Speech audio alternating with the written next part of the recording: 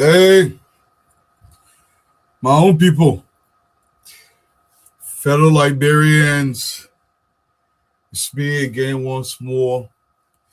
Your beck and call to come before you and let you know that Liberia is on the rise and nothing will stop this elevation of Liberia. You're welcome, man. You're welcome.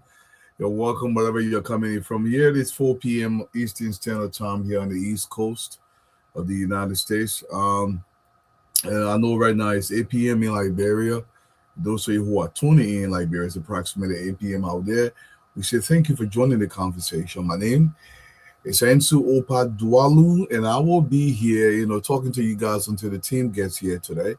I want to welcome all you guys from everywhere you're coming in from. Thank you for joining the conversation. A lot of stuff is trending in Liberia today. But I'm fumbling to put fire in the account. Yeah, we're talking loud. We were addressing here today. Jonathan Nasri Bodo. Welcome, my brother Yasa Kennedy is watching out of Houston, Texas. Thank you, Yasa. Thank you so much. And actually, we appreciate your presence here. I want to welcome all you guys, man. Aaron Herman is watching out of Sickerville, New Jersey. Dwana, my own brother Dwana is Dwana out of New Jersey. How Evelyn Golakai is always here. President, front and President Center. Like I said, up here now it's 4 p.m. Eastern Standard Time on the East Coast of the U.S. To our people in Liberia, you turn the radio volume up, call a few people, sit around the radio, and let's bring Liberia to you, what is happening to your country, what you should be looking at. This country, some people don't understand something. In every society, there is a political class. And that class, it is the brightest minds. That means people who are prepared the best. It has nothing to do with country and Congo. I will address that here today. We cannot take pound one toppers and we make them town chief. And we think we're going to have a quality village. There is a reason why we have the paramount chief, the town chief, the elders of the village. These are people with wisdom. We cannot take the towns drunk and making town chief. We will turn the entire village into a circus. We cannot do that. Madam Miata formula is 100% correct. I will address that here today. Franklin HB.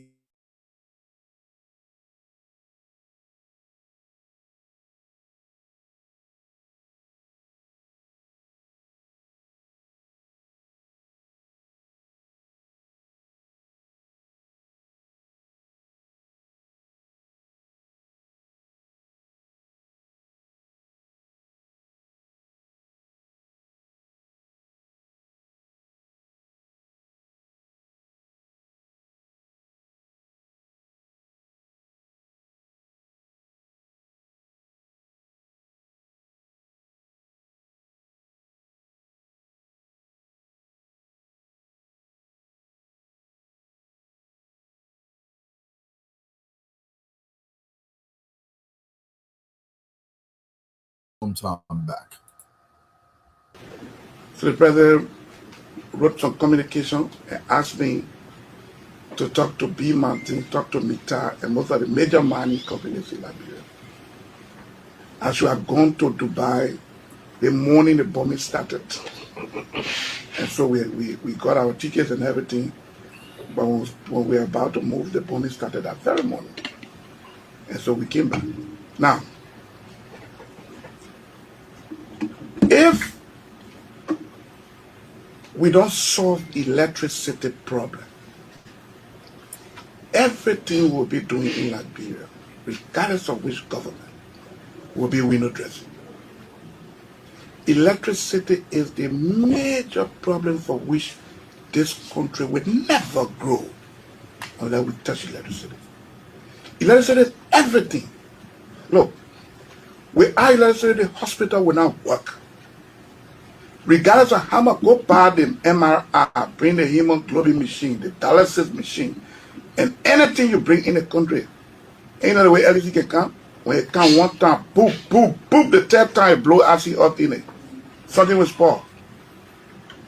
A machine you invested millions of dollars in, you have to move them. Sometimes somebody is on the table, they doing surgery, that person on oxygen. And everything that went up because it. Look, the vice president is explaining something that I'm so happy. It is a crucial element of President Bwaka's vision for this country. The entire team knows this, that the issue of solving the electricity problem in our country is paramount. In fact, it's a crucial ingredient for the takeoff stage of development that is so needed in Liberia. And I'm so happy that the president recognizes this. The vice president continues to champion this, because if we don't electrify the country, if we don't have enough electrification for expansion, for true modernity, to be able to build the kind of institutions that will breathe life into Liberia to grow Vonjima, we are going nowhere. You're absolutely right, Mr. Vice President. And I want to commend the president for understanding this very important aspect of our development. This grounded push for electrification of Liberia to build the power grid. Big shout out to the Rural Renewable Energy, to LEC, to Brother Sharif and his team, and all the expansion works they're doing with the electrification of our country, increasing the power output. Look, personally, for me, we need nothing less than 600 megawatts of power in the country. I'll say 1,000 minimally to make sure we are good. We don't have the money, but the president continues to push. You guys, if you remember, the president did say if we are fortunate to get an MCC grant, 95% of that is going towards the spending electrification, possibly on the St. Paul River, to build additional facilities to really be able to supply this country. We need light, Mr. Vice President. Thank you so much. In fact, light is so important. So important. When they turn lights on in Vonjima, let me pause for a second. When they turn the lights on in Vonjima, some of our people cry, but a lot of them came in the streets and started dancing, because they understand for a long time, since the inception of this war. Let's see how people in Lofa County, how they were dancing when they turned the light on. Big shout out to the Rural Renewable Energy for lighting up Liberia's cities. It's a big deal.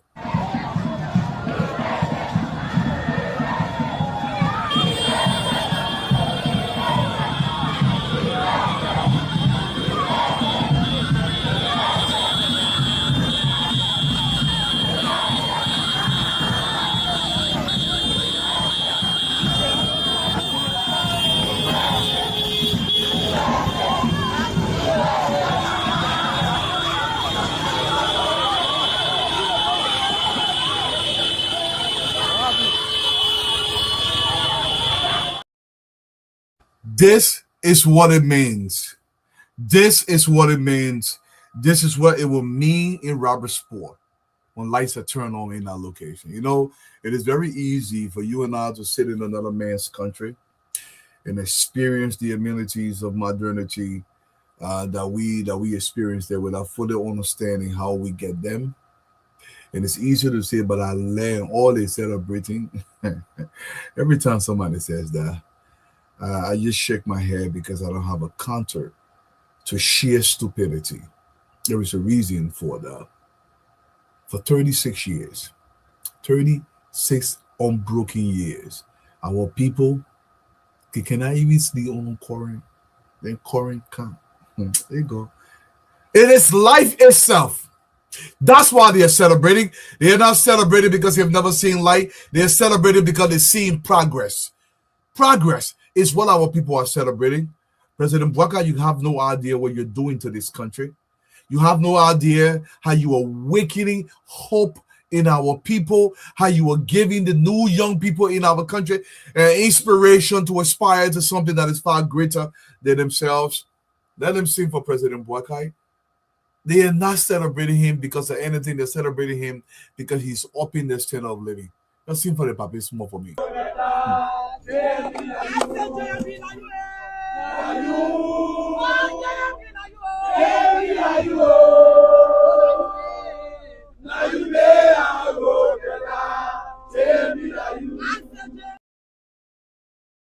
That was in Salahe. Now you made our road better, JMB, than that I roll you a E.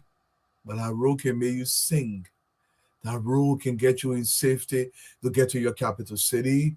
That road can rush hour be better than to the hospital with complete safety in ambulances. That road can make you travel in a short span of time into Vonjima, into Ganta, into Zwedru in complete safety. That road can develop country. I want to welcome Sonny Garcia. Welcome to the show, man. Marcoya Davis out of Maryland. Marcoya, how are you doing? Lorena Gorta, Mama Naida. Oh my God. They are celebrating progress. They are not merely celebrating road. Some people misconstrue this to me. It is just road that I rode that people celebrating. They are celebrating the removal of hardship, the obstacles that are grounding to complete poverty in the country, and they are recognizing that gradually Liberia is going to grow. This is not about President Bouaka. It's about the elevation of Liberia, and this is what I want people to understand. Jonathan Colon, welcome to the show, man. My brother Samuel Sobo is watching at the Lower Johnsonville. Madam this is what it is. It is extremely emotional. There are so many videos we cannot play them all because the people say, Papira, you, no matter what, this is you. This is you. In fact, the young people are beginning to make video, and I love that they are making video and they are speaking out because Liberia cannot take her proper place if the young people in our country stay silent. Just speak out. When they tell you, say, oh, that drug. And while they're moving all the drug from the country, they're moving the drug because they don't want to burn the drug. That thing makes sense to you. How you let drug come in the country? America got almost maybe $400 billion drug budget. And 10 times, 100 times, 1,000 times more drugs come into America than it does coming into Liberia. I can tell you about the Europeans. Billions of dollars are coming into Europe. The drugs, they are relentless. But what this president has done, he has continued to push relentlessly to make sure that we remove the drugs that come into the country and we stop them from bringing them into our country. This is progress. Let's listen to this young man as he celebrates the removal of drugs out of his country. Big shout out to President Bouaka and his team, especially to the DEA. I want to commend the LDA/government for the fight. Arresting the 19 million and the 300 million worth of drugs is a big gain. It's a big victory for the fight against illicit drugs in this country. And I also heard that they are applying the drug law. So the horses that both the 19 million worth of drugs were in, plus the 300 million worth of drugs, they are seizing all of them as per the drug law and for the government. That will send warning to landlords that if people take your property, you should be able to know what business or what they are doing there year in, year out. So it is also a warning. I pray that they should be and given chance in court. Landlords should be given chance in court. And absolutely, landlords. I begin speaking BB Boma. Oh, my name. My baby then you listen to me. That son opa. Let me tell you something. If you get somebody a hall, they say they're renting your, you're supposed to be checking that hall. It hall they pay you for, but you're not going there to check your hall and they're selling joy in your hall. The government will take your hall and the government will rack it. The government will take your hall, they will not get your hall back to you. The government will rack your land, will rack everything because your hall, part of your hall you're using your hall for you to destroy our children. This is what the government is going to do. So if you got property in Liberia and then you're renting that property to somebody you have to visit, if you see something, you must say something to the administration because this country must be protected. Nothing must stop the progress of our country. This is important. We will continue to highlight that. And before we even go down, man, I want to play this one more. JMB, that you JMB. The president has set a new standard in Liberia. And we are not going back to the Bukaization of this country. We will go in front because this country must do better. President Bouaka has set a new course. He's charted a new course. We are on a new course. A new former captain will come to the helm in Liberia, and this captain must be amongst our best and brightest minds. People who actually have a vision for this country, and they have the intellect, the capacity to be able to actualize that vision in Liberia. This is the people that we want. Somebody who can sit and read a 500-page paper because it's required for his job at the presidency to fully understand the decision that he or she is going to make. This is what it takes. You can just take anybody and put him at the presidency. Let me play this in 16 seconds one more time because it was very powerful. The young people were so happy between Bonn and Lofa County. This is where they are singing from. Papira you.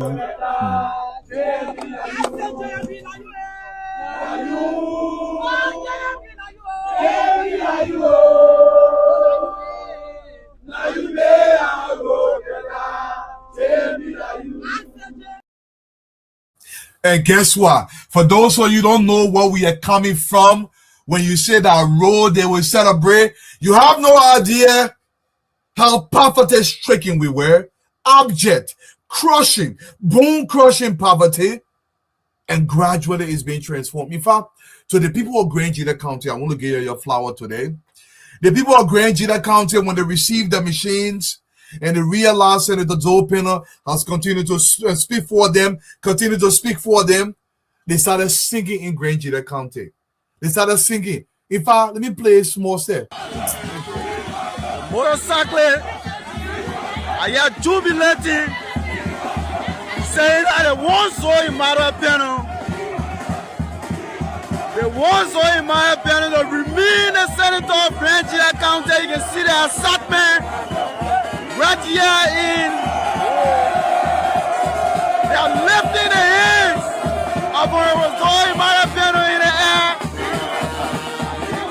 That he is the only person at the church in the central position of Grand Gila County. So you can see. Tell you something. If anybody tells you that Grand Gila will be the guarantee, they're lying to you. The people in Grand Gila County, they want development too. Hey, let me talk again. Grand Gila County people, y'all listen to me. I know y'all listening on Smart FM. You guys are listening to me on Top FM at the Zoe Drew. I want you to listen to your brother. Let me tell you something. The person will scratch your back. And the person by your must scratch. Yeah. Senator Zopino came to Morovia to advocate for the people of Grand Gila County. Relentlessly, he advocated for that road. He said you will wear on Grand Gila Road to go there in the rainy season. Jenna, you can wear and go to Grand Gila in the rainy season. That's magic. That's political advocacy for the people of Grand Gila County. Grand Gila must develop, equally develop. Your vote must not be a guarantee for anybody. I want you to understand that people in the southeastern portion of Liberia, you'll take your yellow machines and you'll develop the counties. Let's build industries in the southeast so our people themselves can experience what really belongs to them. You know, sometimes not every day we get serious. You know, some people hold it. Joe Banana do nothing. I love this little slide. Somebody made this. They laugh small, big in your ear, laugh small. Saint Joseph Baga take, oh, why you not do? No telling.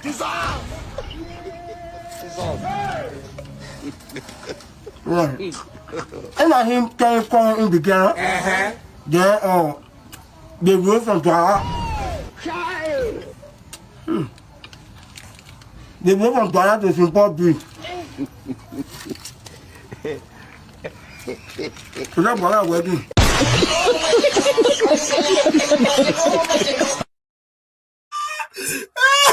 When they're hungry, for them to say we're hungry, they get I love this video though. Sometimes we can get over plus zero. Oh, they they both bury your mother is it, and I he carry little together, yeah, my beginner, he carry little together, and I he carry little Bonjima, yeah, my beginner, he don't carry little Bonjima. And I read the full in from Douala all the way to Bowaza. Yeah, I see Pape. And I eat just break ground today for Konya Road. And I watch Pape breaking ground small. That's why Pape breaking ground. Oh, the name full of nonsense. We live in Salai District, Lofa County, where President Joseph Boakai will shut the ground for the construction of the Salai to Konya. Okay, so you go behind.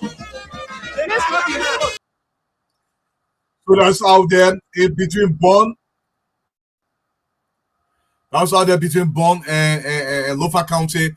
Today they were breaking ground out there, and also there was a dedicatory service today held all the way out there because President Boakai himself were out there to dedicate this road between Banga and Salaye. Road is completed, it's entirely paved, and then they broke ground today for Salaye to Konya, Zozo to Yela corridor. It's also going to be built. Let's drive on the road a little bit. The road that was dedicated today, President Boyka, it began on us, Madam Ellie Johnson Salif. It lay dormant for almost 6 years under President Weah. And President Boyka came in and literally completed that road. And then drive on our Kota Road. Kota Road, it may not be fully highway on the Jersey Turnpike, but our own road, and we love it. Gradually, we are getting there.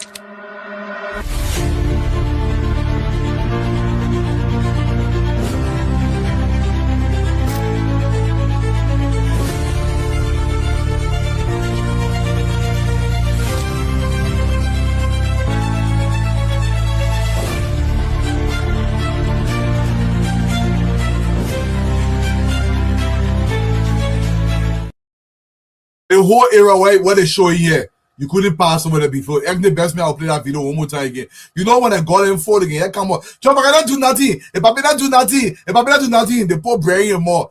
Y'all watch this small more begin. You're not too long, 30 seconds. Same Joseph Boga take, oh, why you not do? No tell me.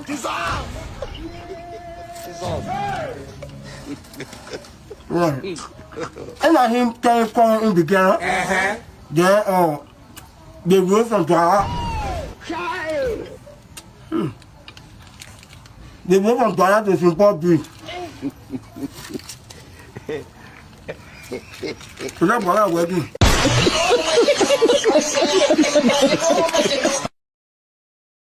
It's not a gog fool. It's there for our working. When they're hungry for the country, I'm hungry to get come. If you get to that for our working, they stop it much more. Look, our seeing some people Gary there. You know, before I play the Oman tape, most of you guys are still coming here, man. I want to continue to recognize you guys. Thank you, my brother, Samuel Sarabasa. Rose Horace, how are you doing? I know, oh, day, my brother called my Yazi. I was going over my brother Jeru. We're going to welcome to the show, all you guys, man. Sam, Dewey, how are you doing? Yeah, just about working, man. I got the show one time. But that listen to open us small. You check that a minute before I even placed Malamiata tape for a second. Unlike ye, Eugene, I'm about to quote him. If we, the people of Grand Judah or Liberia, if we're going to listen to Eugene, the time he was in United Party, when he said that I quote, that look, you shouldn't vote for George Weah. George Weah's brain, a feet is better than a brain. He's not supposed to be president. George, I'm quoting Eugene now, but I never caused any other person older than me, but I'm quoting Eugene. Because he said, I'm my own problem. So when we're talking about problem, he carried problem and stayed to the man there, he didn't the man for granted, but the words that he used against him. He the same Eugene. Los Obero, you can call anybody when me, I quote him and say, Joe, we are getting here in a photo. You think that? How 18? He got here in a photo. Look, before I play Madam Yanta and tape, I'm going to say this. Look, guys, do not allow anybody to lie to you that anybody can be president in Liberia. There is no society where anybody can be president. There is a political class. There is a leadership class. It doesn't mean the leadership class excludes anybody, but you have to fight to get into that leadership class, to do grit, to do studies, to do advancing yourself. This is what the point the lady was trying to make. If you come here to America, look to Congress. A certain group of people that govern this country. Low-to friends, a certain group of people will govern that society. It doesn't mean we should isolate anybody, but the point that we are trying to make is you cannot take the least capable person in the society and make he or she believe that they can become president of our society. You cannot take a pound one tapper from the village that you made time cheat. That village is going to collapse. The elders of the village, they go through certain rigor to be able to occupy that position. This is the point she was trying to make. Let's listen to Madam Bianta before we actually begin the show here tonight, because we spent some time on it, because I believe she made some valid points that is worth really, really exploring today. Let's listen to the lady. I saw you perform at the Nobel Peace concert. I love the songs. And I saw former President Johnson Sally. Yes. Audience. Mm-hmm. What do you reckon was her lasting legacy?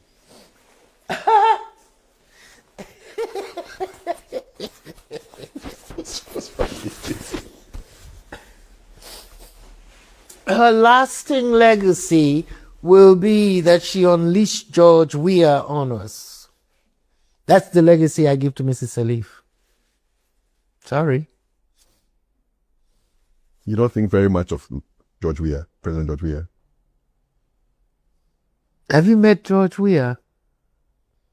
Yet to. I'd love to interview him.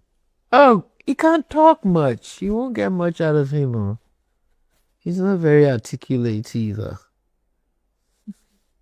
No, I'm sorry. He's a fantastic football player. Yes. Okay? He's a fantastic player. At least that's what they say, because even when I was in England, I wasn't that much into football, and I understand he played at one time for Liverpool or something. Yeah, I didn't follow his football history. But the background that I come from, we didn't see football players as national political leaders. And I'm sure that's everywhere in Africa. I mean, I never heard Ghanaians saying Abedi Pele can be president. Abedi for president. Can you imagine? Could you have Abedi for president? Well, he's not a politician. Well, this is our own case too. George Weah is an Abedi Pele. They should stick to their profession and everything. But Madame Salif thought it would be interesting. Under the guise of generational. Yeah. So she unleashed George Weah. Because he was VP before he became president, right? Was he vice president before? No, he was a senator. A senator. Mm-hmm. Yeah. He was a senator. But the Liberians chose him. She didn't force them to vote for him. So the unleashing. Yeah, she did it, because I'm saying at the end of the day, how did he get into the political class? He could have stayed there forever. We would not have voted for him. The majority of sound thinking Liberians, they would not have voted. But Madame Salif, like I said, foisted him on us.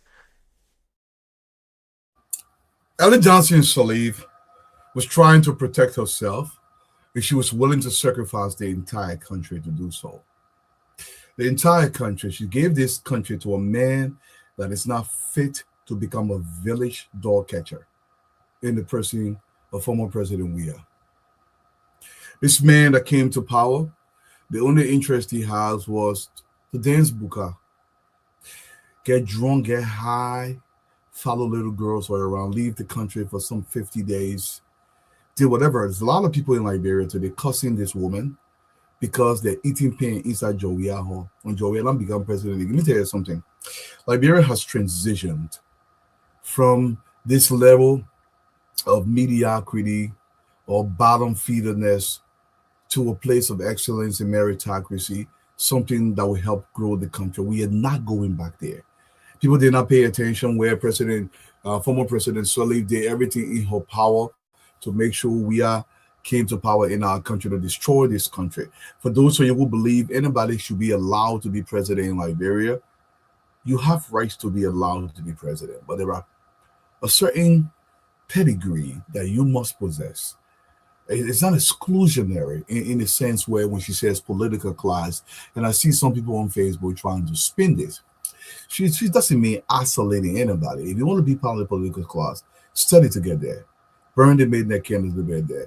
Be part of that proper pedigree to understand what it takes to govern, to understand global politics, to understand economics, to understand finance, to understand law, to understand the social political issues, okay? Socio-economic issues of our society, to have a vision to be able to transform the society. In essence, what I'm trying to say, you have to be a well-read, well-educated individual to be able to chart a course for this country. President Weah does not have the bandwidth to sit and read a full-page paper.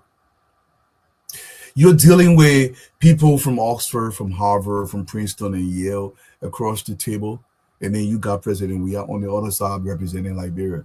We get crushed every single time. This is why we sign all these ridiculous deals under President Weah. He didn't know what he was doing. Even his lieutenant, President Weah, found the least capable amongst us. He put them into high positions across our country. And now they believe that they too can be at the helm of power in our country. We cannot take this country ever again and gave this country to men and women who are not prepared to govern. This is what she means by political class. Political class is not a socio-economic thing, so to speak, or it's a way to isolate one group of Liberian. This is not the intent. If you listen to her entire thing she says, stick to what you know. Stick to footballing. This is what you've done your entire life. But you want to take a dry meat seller, you put him in the Senate, and you want results for the Senate. You want to take a Zogo, for example, Papi Solo, and you make him representative. You take all kind of nyama people, you put them in the legislature, the most important body in Liberia, more powerful than the presidency. And you put all kind of nyama people there, then you want excellence and prudence and diligence. It doesn't work that way. This is what she means. So when you guys are out of there, or anybody can become president, they just generally board. No, nobody jealous of the board. The board destroy this country. He does not have what it takes for him to be able to lead this country. No vision, no intellect of any kind. Listen to the man. Listen to him. Do you really believe President Weah has any vision for the country? Do you believe he can articulate any vision for our society? The Omar is 100% right. No more lucky Grenada boys. This country will grow beyond our wildest imagination. And before we start the show tonight, let's listen to these young people again between Bon County and Lofa County as they celebrate the groundbreaking of the expansion of the road between Lofa and Bon County.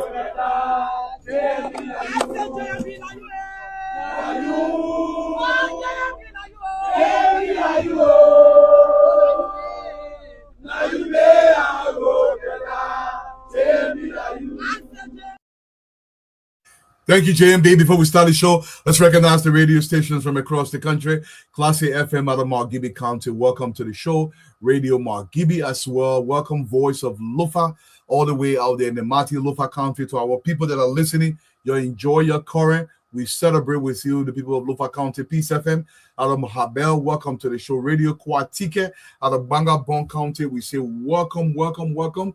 Ablije Radio in Grand Bassa County, Premier FM out of Bon County, in Banga Bon County, Radio Gompa out of Ganta City, the city that never sleeps. Big shout out to you guys that are listening on Radio Gompa. Welcome to the show. Radio Yalimba out of Seklepie. To our people in Seklepie, we say you're welcome. Top FM out of Zwedru, to you guys in Grand Nigeria. I'm so excited that the people in Grand Nigeria are beginning to see the light, that the people of Grand Nigeria deserve development, and they will go the route that's going to bring them development. I'm so excited about this. Radio Sando, all the way in Greenville, Sando County. Welcome. Smile FM out of Grand Nigeria County. Radio Buto, all the way out there in Sando County. Trust FM out of Bummy. We say welcome. Punch FM in Morovia. Bourgeois Radio, also in Morovia, DC 101, all across the country, man. You're welcome to the show. Let's talk Liberia, y'all.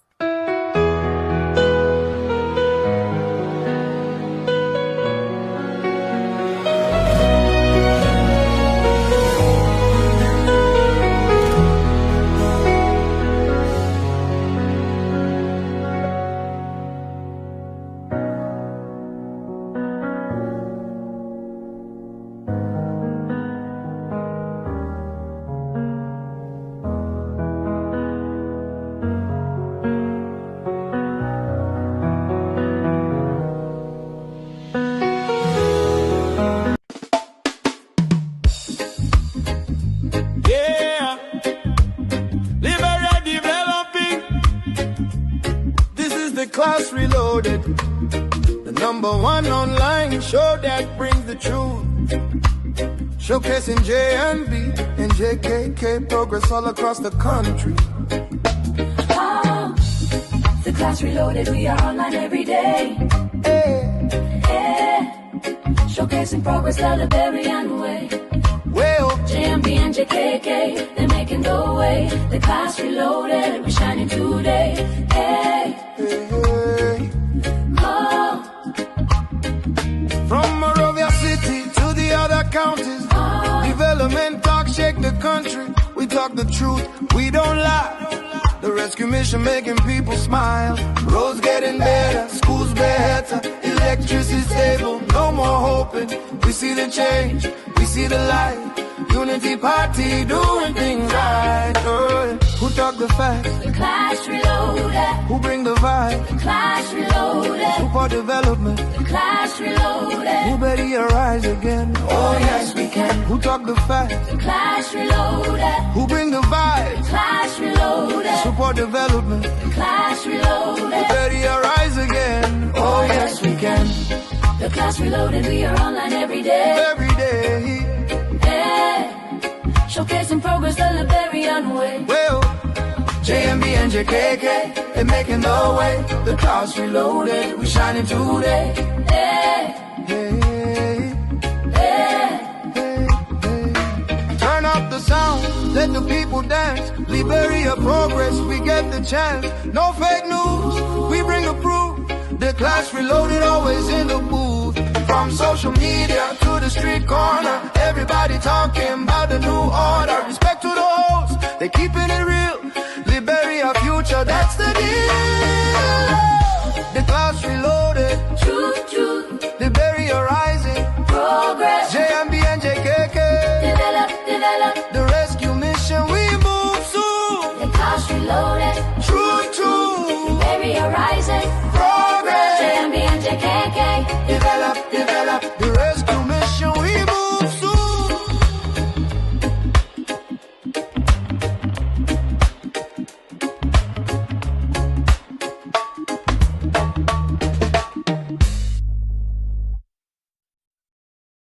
You're welcome to the show. Today is July 28th, 2026. It's this Class Reloaded edition. I want to welcome all you guys from across the country, man. James Garby, welcome. Edith Wallace, welcome to the show. Rose Horace, all you guys from across the country. Before the guys come on, I want to talk briefly about leadership. What constitutes leadership? What is leadership? When people talk about leadership of our society, when Madam Mianta formally spoke, and I see that we are sharing all over social media saying, oh, she said there is a certain class of people. Yes, there is a class of people in every society that's governed. Even in our villages, there are a class of people that govern the society. What is leadership? And let's gauge leadership as to whether or not President we are possesses the skills of leadership, or whether or not he's read enough to understand what constitutes leadership. What is leadership? It's the ability to guide people, to influence people, to inspire people, and to achieve a shared goal using your technical know-how to influence them to do that. Does President we are possess any kind of inspiration to attain any kind of goal that he himself envisioned to be able to attain that goal nationally? Can anybody answer that question? That is what constitutes leadership. It's part of leadership. Leadership, you have to have a detailed vision that you want to actualize in your country. How do you actualize that vision when you have no preparation to do it? Knowing what the group really needs. What do we need in Liberia? Can you identify our conditions? Can you explain our plight? Do you understand the conditions of our society? And can you write it down? Can you envision it and describe it in a way where you can find solutions to those to what you have envisioned for the society? Does he possess that? This is what Malamianta formula means. Can he influence people using technical skills by motivation or guiding people properly to do social connection? Can he do that? I'm not saying go play Lulu and you get your and weed and you go to party headquarters and you bring opium smokers and you bring band, you bring rappers and you say, oh, you're kind of party. The leader of our country must be a special person. He must be well-rounded person. He must have global understanding. He must have a collaboration across the spectrum. He must understand our institutions and how to make those institutions better. He must be a well-read individual that understands the Constitution, even if the Constitution has some fault, how he can transform the Constitution to make sure we transform Sesto. Has he studied enough to understand what we need? Or is he going to bucanize the country? This is what you want. I want you to look at the caliber of people that continue to shout that we should take a man that has his head in a foot to come back to power. The people's eyes are open. They have seen what development looks like, and they are not going back. Leadership is entirely focused. Was President we are focused? Or was he in the studio making music? Was he focused on the task? I want to say this. If you're given a tenure for 6 years to govern our society, it's 6 years, tenure. This is what it means. It means you're going to set aside your own aspirations.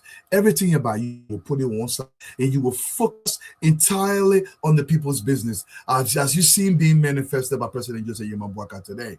That is leadership. You cannot focus on yourself. You cannot go make music. You cannot leave the country for 50 days and go watch your son play. You cannot do that. I'm not saying you can take 1 or 2 days to go watch your son play. But when you leave an entire people, 6 million people, you turn your back on them for 50 consecutive days. Yeah, 48 days. Let me make you happy. But 50 consecutive days, you leave the country. This is leadership. This is negligence. This is ineptitude at its height. What is your scope for the country? The leadership that you must exhibit in Liberia must have a scope that is willing to change the culture that is bad in Liberia. Can President Weah articulate any kind of scope of leadership for this country? When the pro-poor agenda came out, I read the entire thing. They copy and paste from other people. You could tell they literally plagiarized the entire thing. They copy and paste all, then they put it together. If you guys remember, when they first came to power, it took almost 6 months before they could release the vision of pro-poor in our society. And you want me to take my 3 children future and give it to a Viazi smoker, the man that stays high, stays drunk. All he does is a serial philanderer. That's all he was interested in. This is what he's done his entire life. Look, I love President Weah for football Benin. Everybody in my age group, every young man in my age group, we celebrate President Weah. Football. We celebrating for womanizing. We celebrating for walk ball for greatness. The presidency, it is not a child's plaything. The presidency will define the direction of our society. It will define whether or not we become a shanty town. It will define us whether we are Zogoras. The Bukaization of this country is going to continue. We cannot take men and women who are not prepared to govern the society any longer. Every time we do that, we are dooming the society. We are setting Liberia behind.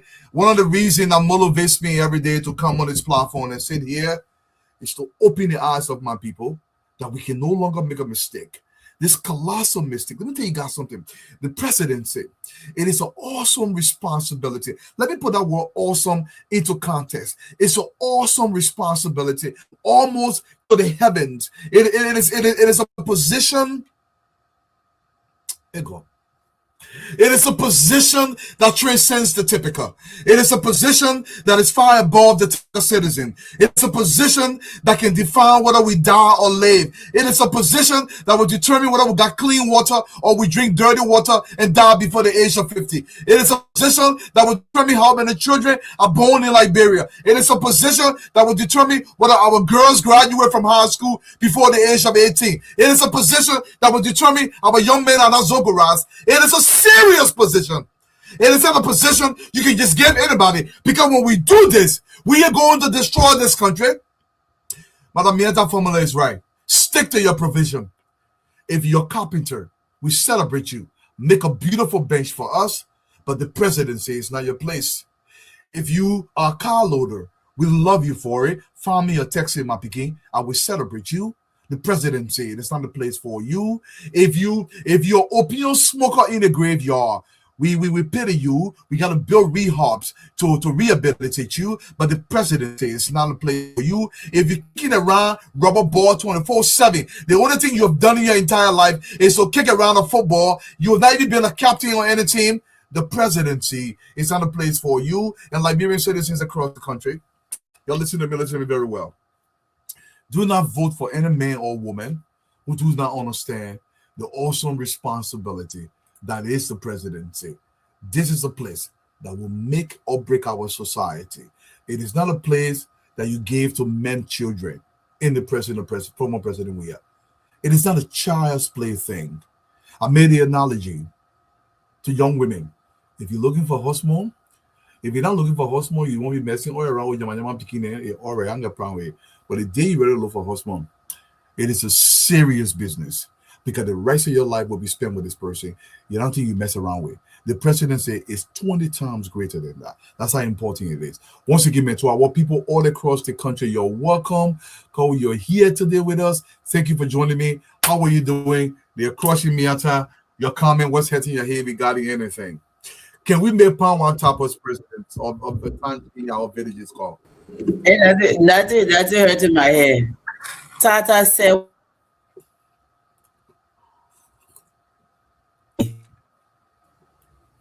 There's a little lack said all of us scared to say, because she said that, let me tell you something, our current president has humble beginnings.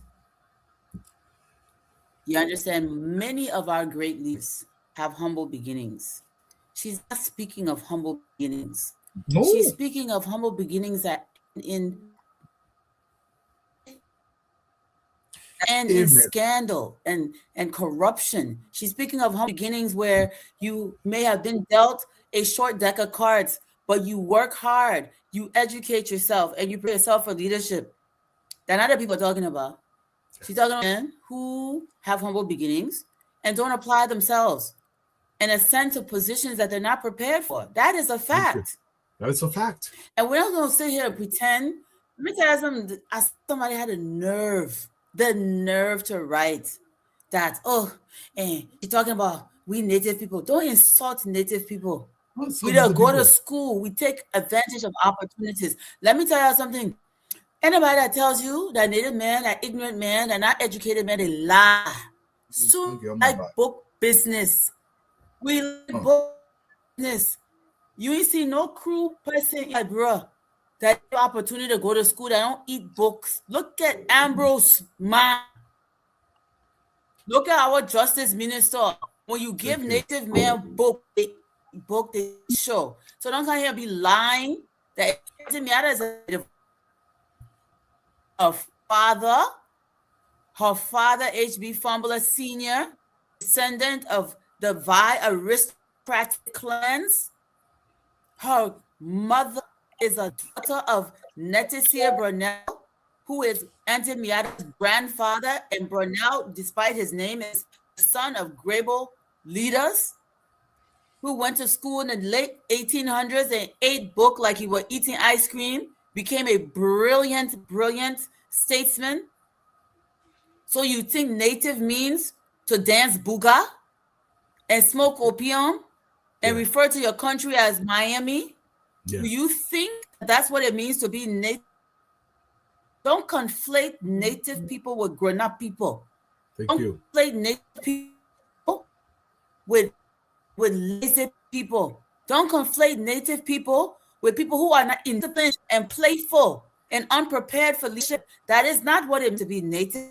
Even before our ancestors learned the English language, they had credentials, they had standards, they had required leadership. They didn't go and take the village gesture, the town crier, and make them Zos. People had to earn responsibility before it was given to them. They didn't just get responsibility. We got here, I'm part of the masses, so y'all put me, that's not our culture. So you will not define for the rest of us what it means to be native. If they told you that being indigenous African means to be dumb, that we were walking around sense, you this is not about Congo country or even classism. It's discipline and having the respect enough for the position prior to prepare for leadership. Liberians are not retarded. We are not going to empower retarded people to lead us anymore. No more. Period. Y'all don't like it. Y'all like it. And now look, and that's a Fambula cloak or armor. We will talk what we will talk. We don't like it, y'all boss. You will censor our opinions. You will not. You're free to your ridiculous opinions as we are free to our informed opinions. Yeah. Carry your ridiculous opinions. Nobody running behind you, cussing your man for talking foolishness on the internet all day. Then you're talking with a CA and pass by it. So don't come with a disrespect when the opinions fly over your simple minds. You're not the majority of Liberians. The majority of us have sense. The majority of us come from homes. The majority of us have ambition and aspirations for ourselves and our citizens and our country. The majority of us don't want to see Liberia in the drain. We want to see progress.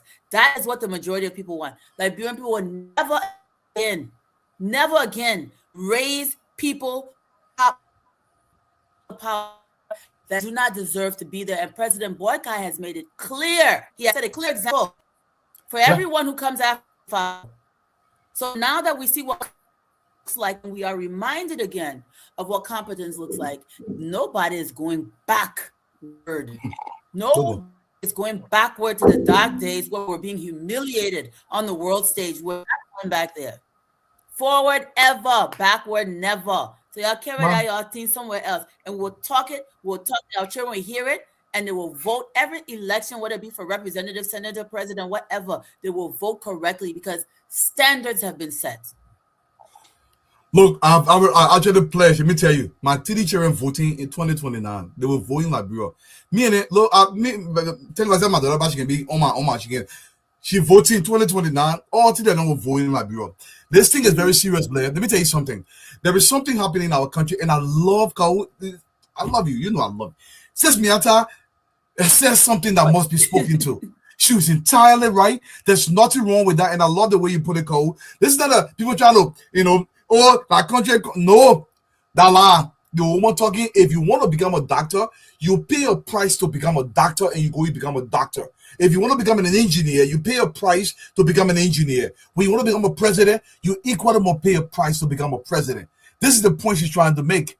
And you want to go kick a ball all day. But don't go kick a ball, then say we perform surgery. That's how you can work. Blair, what happened to your head, my brother?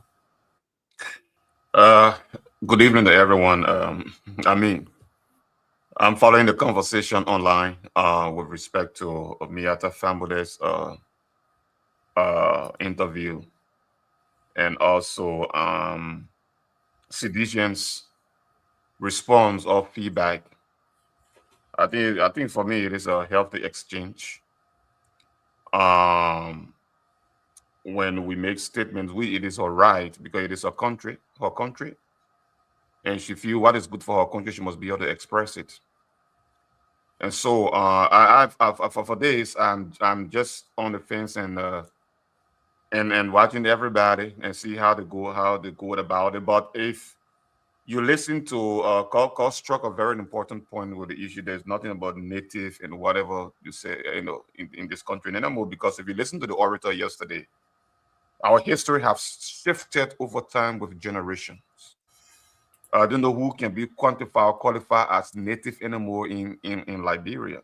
Because if you rightfully listen to him yesterday, the history of Liberia began since way before 1822 with a migration of people from the north and other places coming to the coast before the Portuguese even landed on this soil. So who do we really describe as native? The people along the coast, are they native? Those people experience civilization. They came in contact with people far different from our color. Before the people in the hinterland, I like to use the word hinterland and the coast, because the culture, you can't call a native, call is eradicated. And what they call native are the people who were on the ground. If you look at the oration yesterday, who are native Liberians? Can anybody here tell me who is a native Liberian? So who is a native? So I think our democracy and our presidency, I think it transcends football. We must attach, because every time these people want to bring George Weah into the conversation, the first thing you see them bring is football. He either touching football or he's shaking hands with something about footballer to bring the conversation. And that's the only time. What this guy has done for the country in terms of his term as president, they never speak to that. And that's the conversation I want for them to bring, so that we can have a good exchange. Martin Miata she's entitled to her opinion. And she feel that the presidency, and I feel that the presidency it has a very high standard, and we have to respect it. It depends. Whoever wants to respond to people's statement, they can respond. I think it is they are right to respond. But any way they take it, I mean, the fact is just the fact. So and I've just been watching everything interplay and everything that they are doing. You see them raining, like they raining hell down on this woman. And the thing is that they are so disrespectful to even the president of this country. Very disrespectful to the president of this country. The problem I have with them, they feel so entitled that they are the only people who have monopoly over violence and utterances against other people. When the Susan Bangai is insulting this president, it's sad that I call her name. You see every one of them hyping her and commenting on her post. But we see them, nobody respond to them. But as soon as somebody touches George Weah, you see them coming down from hell. But me, I can tell them, if that to come from hell, Jahaz Satan fell flat on his bed today. He didn't get no food in the tent with snake. That's how we treat them. That's what they said in my head. Call struck a very important point, and I really appreciate that.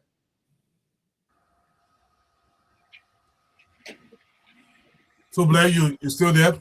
Hey, welcome to the show, Mr. Mo. How are you doing? Welcome to the show.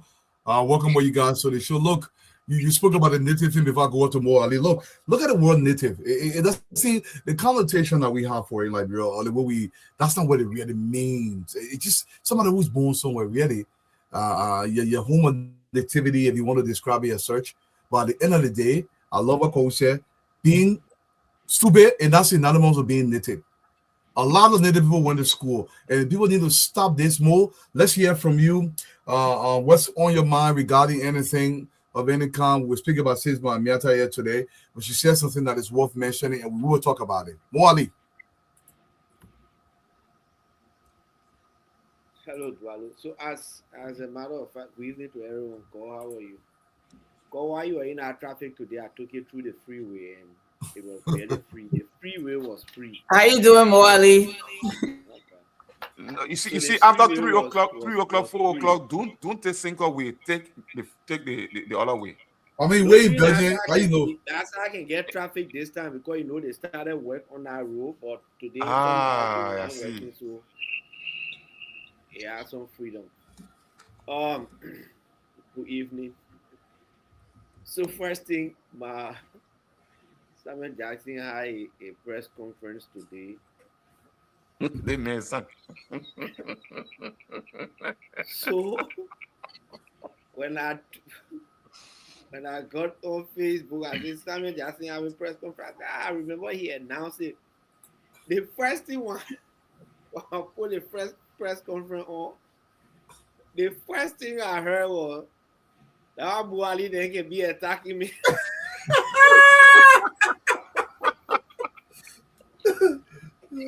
So as if he was waiting for me to get on so he can call my name. For me, it's very interesting. Anyway, you were talking about his wife issue, and yeah, I hope we can get the truth from that story. That human being is somebody from another country. But more. Before you do your intro, you are not here. I won't play the 30-second video, but I want you to come and tie into your intro. You know, a lot of people say nothing happened in the country, but I want you to listen to the video for 30 seconds before you talk. Begin you listen. Same Joseph Boga take. Oh, why you not do? No tell me.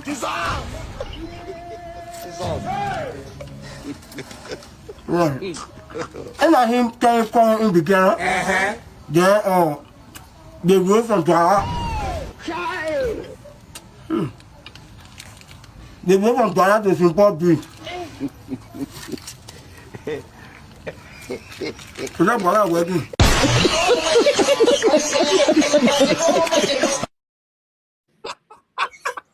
No. the man has something good. He said, so all the noise can be causing, they cause the noise because they're hungry. Mo, yeah, you know about how working.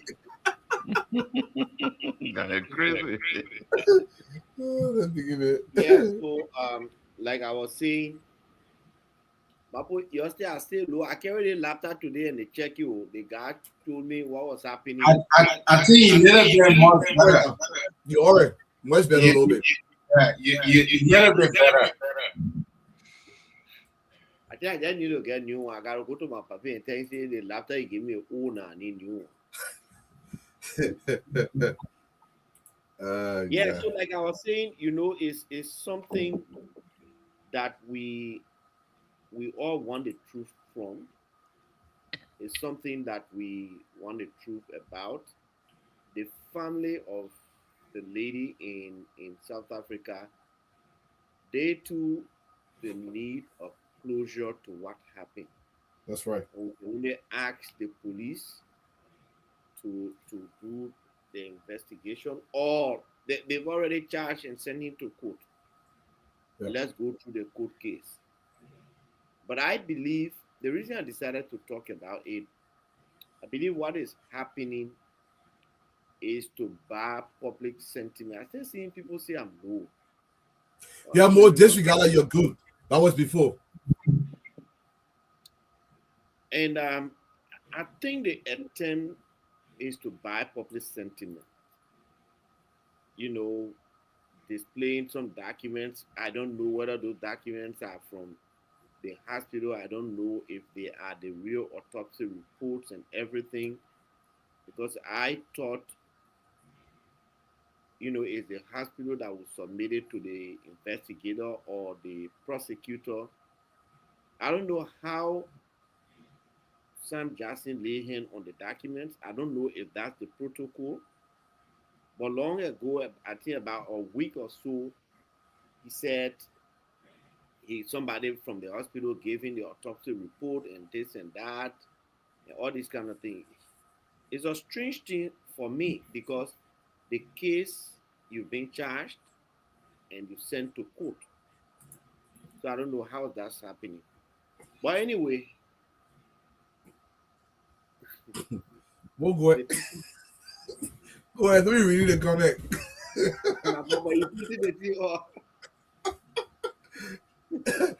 Go ahead. You still gets me a who went in our laptop. Today make 96 hours or so since our CDC men started. They got their video from the bleaching cartel men. Now, the other point I wanted to discuss this thing from is that hurting my heel, right? If cartel people got issue with somebody who took their drug and they send the money back, then they have press conference. The first people they send the press conference video to was the sedition. Samuel Tue, Samuel Jackson, for them first Samuel, second Samuel. How they got hold of a video that cartel made before any other person, and then they were running with the authenticity of it. They can, there are people who passing around who really believe it, right? Yeah. That yes, somebody took 2 million or so. I'm cutting you off. In that same video more. If you send me WhatsApp message, your highlight will be green, right? Mm. If I respond to you, my highlight will be white. So they who were exposing the message, you were taking it from the phone, the highlight supposed to be green. But the highlight white, and Jojo, Waka highlight green. Go ahead. They may not look for detail. Detail just too much for them. Mo, go ahead. Yeah, and even the number they display, except maybe they tell you that Jojo went and took one little number in to do. But what I'm trying to say is that people really want to get into the propaganda, and the CDC truly believes they in their element that the United Party came to power on the back of lying, that we were lying every day on them, and so they too must lie. to come back to power. And I always say here, we didn't lie on anything. Most of the things we pounded on were things that you said, were things that you did. Now, drug issue again, to bust a drug, a cartel is nothing close to being a failure. It has everything to do with success. And so I'm watching to see today, I saw them now posting a picture of a guy they say is in that video, along with President Bwakai, along with Jojo. So, you know, the politics is so simple, it's so obvious that just watch, take somebody picture who you know you can associate with anything. Some the person has taken picture with Joseph Bwakai, so they put a person picture in the same room as the bleaching cartel man. Then they have the press conference. Then they send it to the sedition. They send it to Samuel Tue. They send it to Samuel Jackson. Because I think Samuel Jackson is their biggest propagandist now. They send it to Azedo and Kef Hassan. And they start running away all over the place. Anyway, we broke ground today for our new rule. That's right. Yeah, ground was broken today for the new rule. And wish the big shout out, honorable number, welcome to the show. Big shout out to the president and his team today out there, man. It was a big deal. Obviously, not just a breaking ground. There was a dedicatory service today. From Banga to Salaye, that rule is completed. And then the president broke ground from Salaye to Konya, and from Zozo to Yela corridor will also be on the way. I think it's an additional 50 kilometers of road in that zone. A lot of young people were celebrating across the country today, just excited between that corridor, knowing that there will be some relief to the life. Before I bring it on with Nambe, let's watch these young people sing a little bit as their country open up.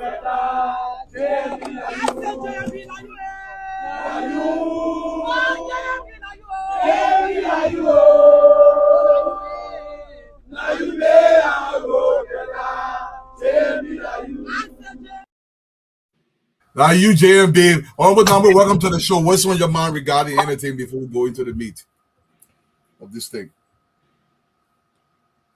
You know, I did a post today, you know, and I said, what is for you shall see your face. And what happened today with the president going to dedicate that road, there is a personal attachment about it for some of us. I remember very, very well, in 2017, in December, we were on the campaign trail in Buchanan. This is the second round. And there were already all these rumors of former President Salif, you know, showing signs that she was favoring then Kennedy Joshua as opposed to a vice president. And then just as the president was finishing his speech, then news filter in and we start to see pictures, you know, of the groundbreaking ceremony in Banga. And the videos and, of course, that famous picture that have been shared around today. And that was like a dagger, you know, into this. And for several reasons. A, the vice president has talked about this role, and he mentioned that today, having the original blueprint for the pavement of that road corridor, which was done several decades before that 2017 December 21st action. Yeah. And we all realized the significance of him being a part of that groundbreaking ceremony, considering that this road was leading to Lofa. And so to have been denied of that opportunity, while being the vice president of a ruling party, and that was a ruling party activity that happened a few weeks before the actual election, it was just sad for everybody. And of course, we all knew that that was a strategy for former Salif, President Salif, and the message to show exactly where she stood. And immediately thereafter, we saw a mass defection of people towards the CDC. Some of them play very critical roles in the Joe Walker 2017 campaign. And of course, we all know what happened there, access to, state resources, support, and all those kinds of things. And eventually, Joe Walker will go on to lose the election. 6 years passes by, and that role is still not completed. That's right. Joe Walker becomes president. And he's going back there to commission this road that he was denied, having the opportunity to groundbreak for. And for me, the irony there is not irony, but the coincidence there is that he is again just coming from Buchanan, the very Buchanan. Yeah. He's coming from there again, straight to go and do this. But it's not just about completing that work in 2 years, but he's also commissioning another 50 kilometers plus an add-on. Little did I know that they were even considering to pave all the way to Yela, which is right at the border with Guinea. Yeah. So now we have 3 border points that will be paved. The one at Bowarasa, the one in Ganta, no, actually 4. No, 5. The one in Ganta, the one that is going to go to Yela, Total, and Harper. So it's very strategic in the economic corridor discussion we had yesterday, Dualu.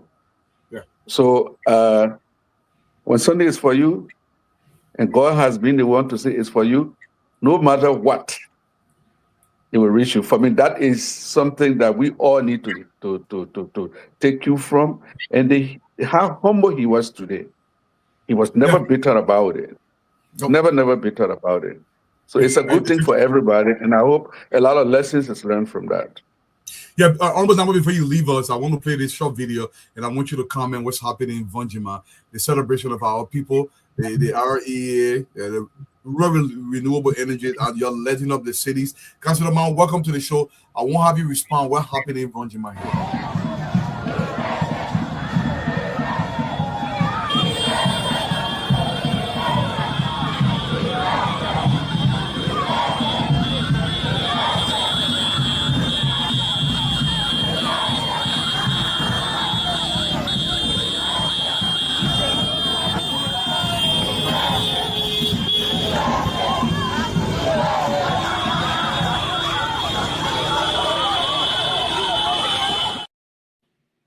The lights are being turned on in Lufa County.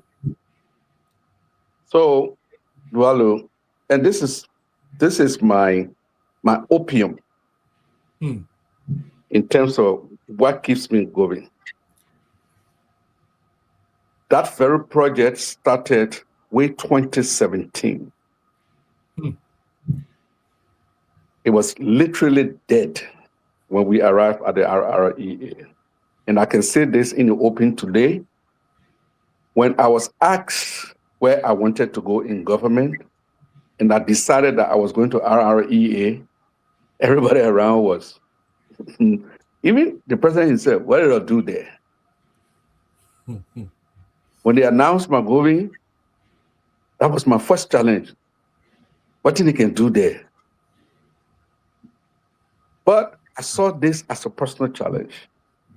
I knew I needed to finish this because I was the first project coordinator for that project in 2018, then a consultant with the World Bank. We broke ground in a place called Mbaloma. It's behind Masabolahu, up in the hills where the Kaha River runs. And that's where we wanted to build a 2.3 megawatt hydropower plant. Those people were magnanimous enough to give us their sacred forest, untouched for centuries, I can say. And anybody from that part of the region will know what it means for them when you have a combination of a high forest and a waterfall. It is sacred to them. But they gave it up to us. And we broke ground for that place. We committed. And then Nothing happened.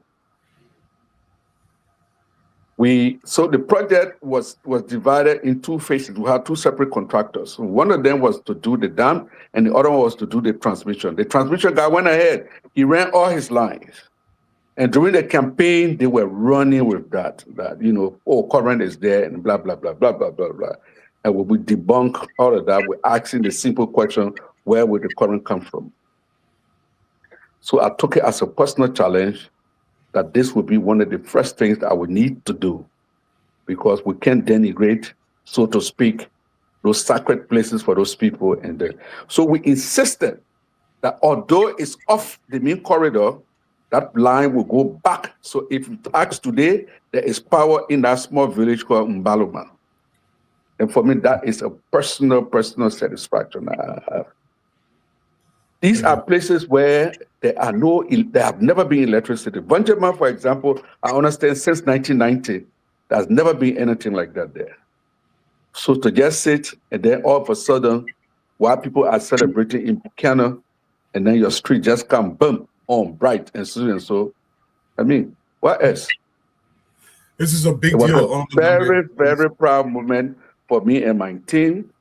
And, having it in Massa Bolahum simultaneously with Bolahum, Kolahum, Foya, Vanjema, and people are happy. I think what we're supposed to do as the government is to make citizens happy. It's to make citizens happy. If I see that kind of thing happening from, our sweat for all these years, then, I'm very, very satisfied. At least one mission is done. Yeah, we are all satisfied, Honorable Number, and this is very important because one of the reasons why President Bouaka's vision, as they continue to unfold across the country, you see there is this transition happening, new hope coming to the country where people realizing, so government can actually work for the people. This is a big deal. I think, Ibrahim, I think you came before Councilor Man, so they come to you, Ibrahim, first before Councilor Man comes in. Yeah, let me say good evening to all the panelists. Good evening to all our viewers, all our followers. Make sure you share this show. What is on my mind have to do with the education minister? This going July 26, the education minister have me thinking. She have me impressed. This woman was able to dedicate. Now this is how I managed to know that Grand Basso only have one public school. So it was just so that through the county development team, they decided to construct another building, another school facility. And she went there to go to donate. She went there for the reopening of those schools, of the schools. And that just impressed me a lot. That said it all. Because for our government to be thinking in that sector, for our government to be thinking in that way, that indeed put co-bottom scale. Secondly, I want to touch a little bit about the drugs saga, the issue that has to do with the drugs saga. And I enjoyed the EPS director. And the brother said, if the Ghana ready, if it really interesting to them, let them come to see. Very soon they will be burning all of that cocaine, and then let it come. They will come to meet men on the ground. So that indeed say it all. So I am very much satisfied with this government. I'm very much enthusiastic about the government, about the thing that the president is doing and his lieutenants. They are working in the interest of our Liberian people, and that is what our citizens want. That is what any country needs. The issue of road connectivity, I understand this president, road is on his agenda, road. And the issue of electricity. No country around the world will ever have concession agreement, will ever have companies pulling into their country without any good road, without any electricity. So this president is on a good part of history, and I strongly believe history will be able to judge the president on the right path. Thank you. Thank you so much, Councilor Ma. Your introductory comment before we go to the first topic tonight, sir. Thank you, Dwalu. And let me say again, good evening to my fellow colleagues and my panelists here. It's good to see you guys again. I know the 26 were 26 in Liberia, so they forgot about us on this side. No problem. We invest. But let me also say a very special good evening to our people listening at home and abroad, wherever you are in the diaspora. It's good to be here today. Dwalu, well, I don't have much. There's nothing hurting my head today. I think I'm still basking in the national oration that went on. In for me, what was a very educational piece that the orator delivered, and thank goodness I have the entire speech, and I've been going through it, and it excites me every time I read it. And I have my favorite quotation in that speech, and he said that, and let me quote it: "No nation should be judged solely by its darkest hours. The true measure of a people is not whether they experience hardship. It is whether they find the courage to rebuild. No nation should be judged, no nation should be judged solely by the darkest hours." And when he recounted some of the darkest parts of our history and said these are part of our heritage that we must claim and own up to. But the measure of people is not the experience of the hardship you experience, but are we able to find the courage to rebuild? And I say yes, because when you look through and you read through the oration, and when I was listening and I read through the speech and I see it and I say, yes, Liberia has come a long way. And as I said, it teaches us a lot. It makes me appreciate my country even more.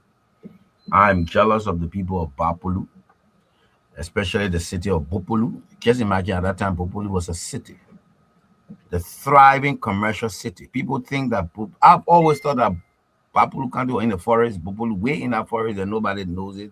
It's in the jungle. They had the strongest fighting force on the in this coast. They had the most powerful leaders in this coast. They traded with international people. Civilization was in Bopolu. Today, we have nothing to show that this place was where civilization stood. I was seeing Widemaya who went to Saniquile. We got nothing to show that the OAU, now the African Union, was birthed in this country. And as I said, if you go many parts of Africa and the world over, unfortunately, people tend to give that prominence to Ghana, thinking that Ghana is the birth of Africa solidarity, Africa unity. But we forget that it is Liberia. Because why? Like the orator says, if we don't know your history, you forget your history, you lose your identity. So we don't know who we are. We don't know what power we have. We don't know how valuable we are. And we take ourselves for granted. But way back then, 1700s, 1800s, our people did not take themselves for granted. They did not. They had systems, they had governance, they had rule of law, they were strong. They stood against European oppressive forces. They chose their own destiny. In fact, the people in our book can talk about, people talk about class system, Congo and Liberia, and we just think that the Congo people all of them created Liberia. And they say no. We need to know our history. Look, I think I'm getting jealous of the historians, I think I thought so. I'm still proud to be a lawyer. I think we very great. But the historians now look. I think history is rich and it's about. So Dwalu, today I've been reading the speech by the orator, and it gives me great joy. And as he said, and as I said yesterday on the program, it is my hope that we look at this as a country and seize this moment to move. I know he did not blast the country about corruption. He did not say this won't happen now. So people don't see it sexy. People don't see it. They're not fire. The man didn't come to blast at the president. He didn't come to blast at the legislators. He didn't come to blast at people and talk about this. But what he said, for me, it is more than every other thing you can think about. Because first he says, know who you are. If you know who you are and appreciate who you are, other people will get to appreciate you. If you don't appreciate yourself, if you don't value yourself, if you don't even know your own worth, nobody, absolutely nobody will value you. And so for me, that is where I want to start with this evening. And I am still going through it. I think I'll go through it for days because I'll tease it out bits and pieces and see how we can begin to discuss some of the things that we can all begin to transform our thinking, which will eventually transform our lives as Liberians and make it better. So thank you to Alu for again being here. That's where I want to open my presentation today. Okay, we'll start with actual portion of the speech. This is what is published on the Executive Mansion website. Cole, we'll start with you. Let me just read an excerpt from it. The speech, they didn't put it on the Executive Mansion website the way I expected it to. It almost like if they transcribe it in the way they wanted it to be presented. Let me just read an excerpt from here from what is published on the Executive Mansion website. I'm trying to find a cutout of as he was speaking, but he says, speaking directly to young Liberians, Dr. Brewer challenged them to inherit not only the country's territory, constitution, and national symbols, but also the memory, sacrifices, and values that have sustained the Republic for generations. He encouraged them to preserve and build upon that legacy for those who will inherit the nation after them, declaring, never be ashamed of your history. It is a shared inheritance. Claim it. Be proud of it. Dr. Brewer said, Liberia's history belongs to every citizen, embracing both its achievement and its shortcomings. He argued that only a people willing to confront their past honestly can build a more united, confident, and prosperous future. Concluding his address, the national orator said patriotism is measured not by whether a generation inherits a perfect republic, but by whether it leaves behind a nation stronger than the one it received. He called on Liberians to preserve the nation's historical memory, honor the sacrifices of previous generations, strengthen national unity, and remain committed to building a peaceful, democratic, and inclusive Liberia. Cole, your take on Dr. Brewer's presentation for the 179th Independence Day celebration. First, I want to say, Ambrose, I really enjoyed your the quote that you selected from his speech. He had so many powerful things that he said. One of the things that he said that moved me almost to tears was that the Republic has a founding date. The history of its people does not. And I think we get caught up as Liberians worrying about, semantics. We were here before 1847. Nobody has ever said that human beings did not exist before countries came into being. The issue of the Republic is different from the history of the people, right? Even the people who repatriated in 1822 and thereafter had a history before they were taken into bondage. They were Africans. And I was moved by a lot of things with this oration this year. The hall was round there in Grand Bassa County, like our traditional gathering places around. We call them palava huts. They're circular so that nobody is in front, nobody is behind, in a kind of sense that you sit in a collective circle.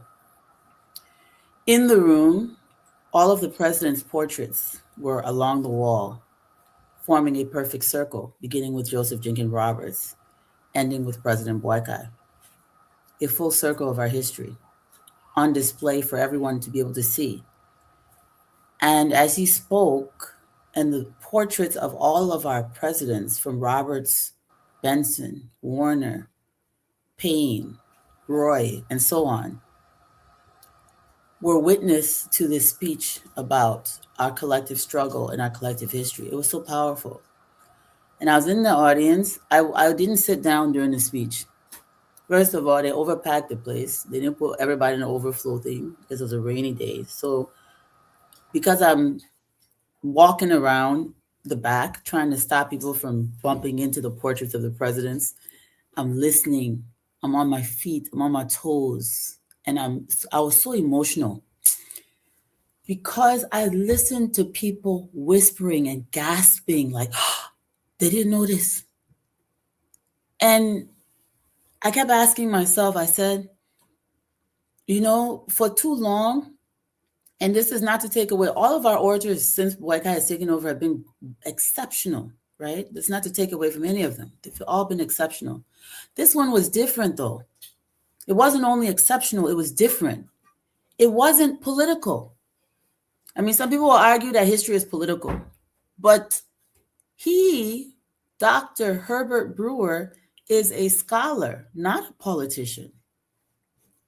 His credentials, his experience, he's internationally renowned as a historian. He peer reviews historians' work. He is a professor at Morgan State University of History, Geography, and African Studies. And he is an actual PhD holder in history. So when he speaks, he's speaking on evidence-based history, not what he thinks, not history motivated by politics or some agenda. He is speaking the truth that he has studied and researched for so long, for so many years. His words carry so much weight. We have many people in our communities that have studied political science and other things that call themselves historians. And I suppose people will say, if you talk about history, you're a historian. I don't call myself a historian, even though I love history, because I know what a historian is. Dr. Herbert Brewer is a historian. I am a student of his, and I'm a student of many other historians, people who've made it their life's work, their careers. It's an academic discipline. It's a profession. That's why everybody says, oh, call you a historian. I say, I am a student of history. And just for the record, Dr. Herbert Brewer is one of my mentors. I was so extremely proud to see the president select him as an orator. And I wasn't surprised by his words, but I was very much impressed and appreciative that he had the courage to come to Liberia and speak the truth, knowing that maybe some people would not appreciate the narrative, right? Because we like division. We like to hear Congo country, Congo country. We like to hear people talk about, oh, we must change our symbols. Those people don't represent us. We're different from them. Here he comes with this healing, uniting message. And everybody is quiet. We're quiet because we don't know what to do with it. We don't know how to unpack it. Wait a minute. He didn't offend me. He didn't offend anybody. You didn't cost the Congo people. You didn't cost the country people. You didn't tell the president that his arrest agenda is a wish list. You didn't come here and people didn't walk out of the room. You didn't say, we're going to change our symbols, it's bad. You explained why we had the symbols we have. You explained, Dr. Brewer, why we have the diversity in our country that we have, and why that is an asset, not a regret, not something to look back down on, but something to say, wow, this is where we draw our strength from. And that is a unique message that we have not heard on a national platform in my lifetime. And I want to thank President Boyka and everyone in his office that made this very important selection for Dr. Brewer at this moment in history, at this moment in time. I think it was so necessary, so healing. And I was to be in that room and feel the energy. And it's funny, some of the lawmakers therefore falling asleep that are business. I thought that was just shocking to me. Like, how can you sleep during a time like this? But like I said, there's people who everybody would not all the same. Some people are not interested Why you take that in picture? learning. There's all take that picture so can pass through. If it was Thank you. I Let's was fine listen. in Go. the room. But y'all thank you plenty. I mean, the people who made this happen, I was, and also for allowing me to play that small role by being able to put up the historic gallery. The historic gallery was part of what the historians were doing, and I was able to present. Also, I just want to say really quick, I was able to present the gallery to Dr. Brewer, and it was a gift to the president's office, to the president himself, I should say. And so the 107 pictures were gifted to the president, of historic pictures from 1880 to 1950. So we had a gallery of pictures, all of the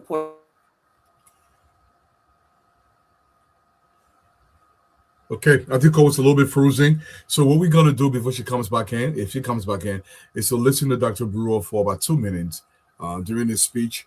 And Cole, if you can hear us, you're a little bit frozen. I hope it is not me.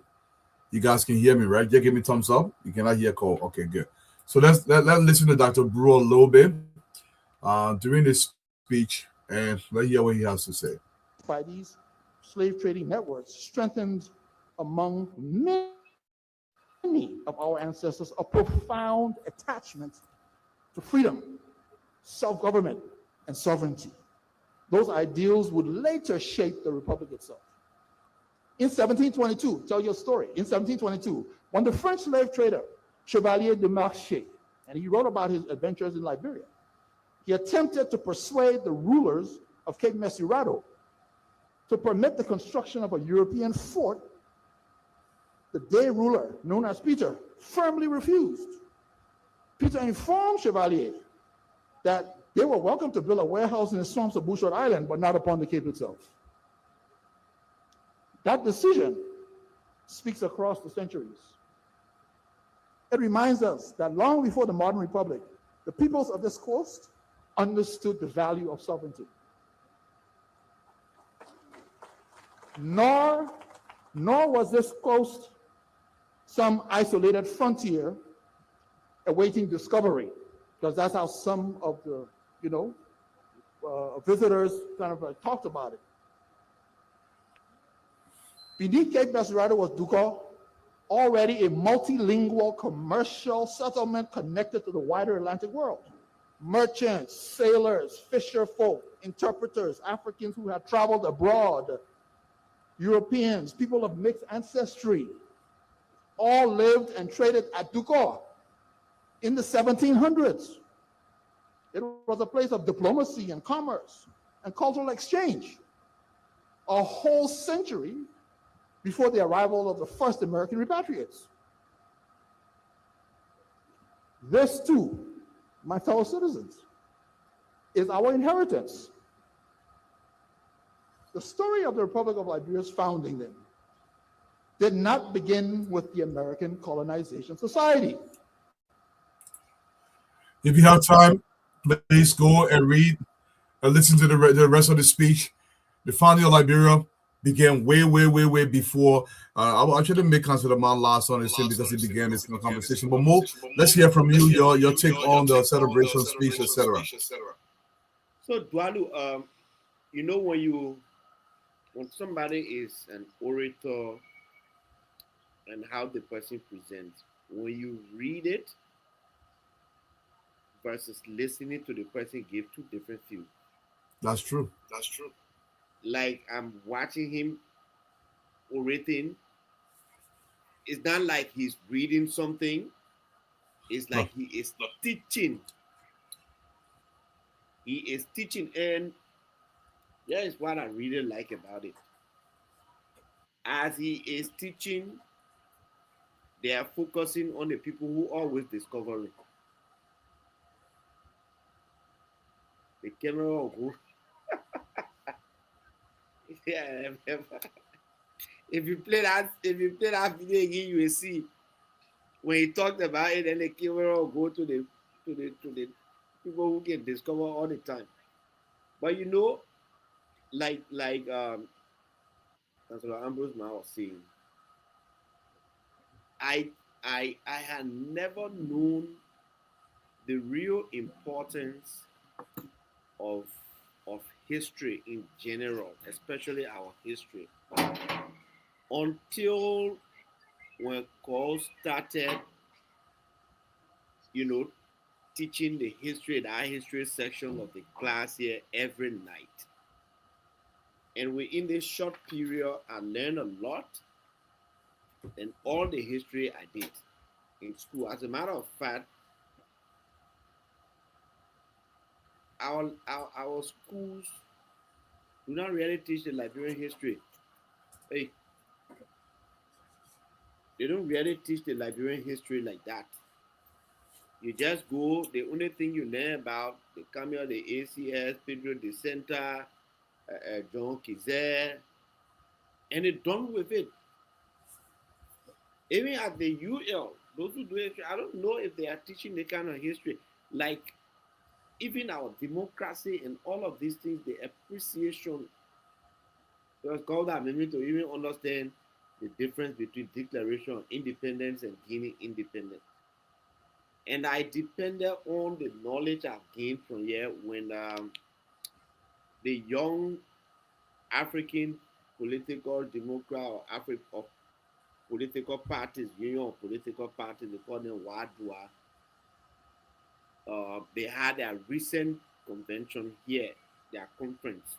Libra was the one that hosted, and the key host was the chair of the UP Youth Congress, and they asked me to talk about, our democracy. And I went there and decided to talk a little bit about our history based on what I learned from Paul. Because many people confuse the Declaration of Independence to the Guinea independence. Just the day before yesterday, when this guy, Dawood Yamaga, posted, Liberia, and there was a question asked, well, Liberia, how did they get independent? They said they were not colonized. And I just went on and said, well, we never gained independence. We declare it. We declare the republic and organize ourselves into a country or republic under one flag, one government. So when you explain these things to people, then they will begin to appreciate it. Like how I started appreciating it when Cole said it. I know I used to take much interest in the history. And so I was really, really pleased by that oration, because most time everybody expects that the orator will come and say the country bad off, the government is PC, the government not doing anything, or the opposition is weak, they should be doing this, they are not doing that, and all this kind of thing. I believe we should focus more attention on teaching our history, because if we knew our history, I agree. It would have been difficult for people to bring the kind of divide that they brought.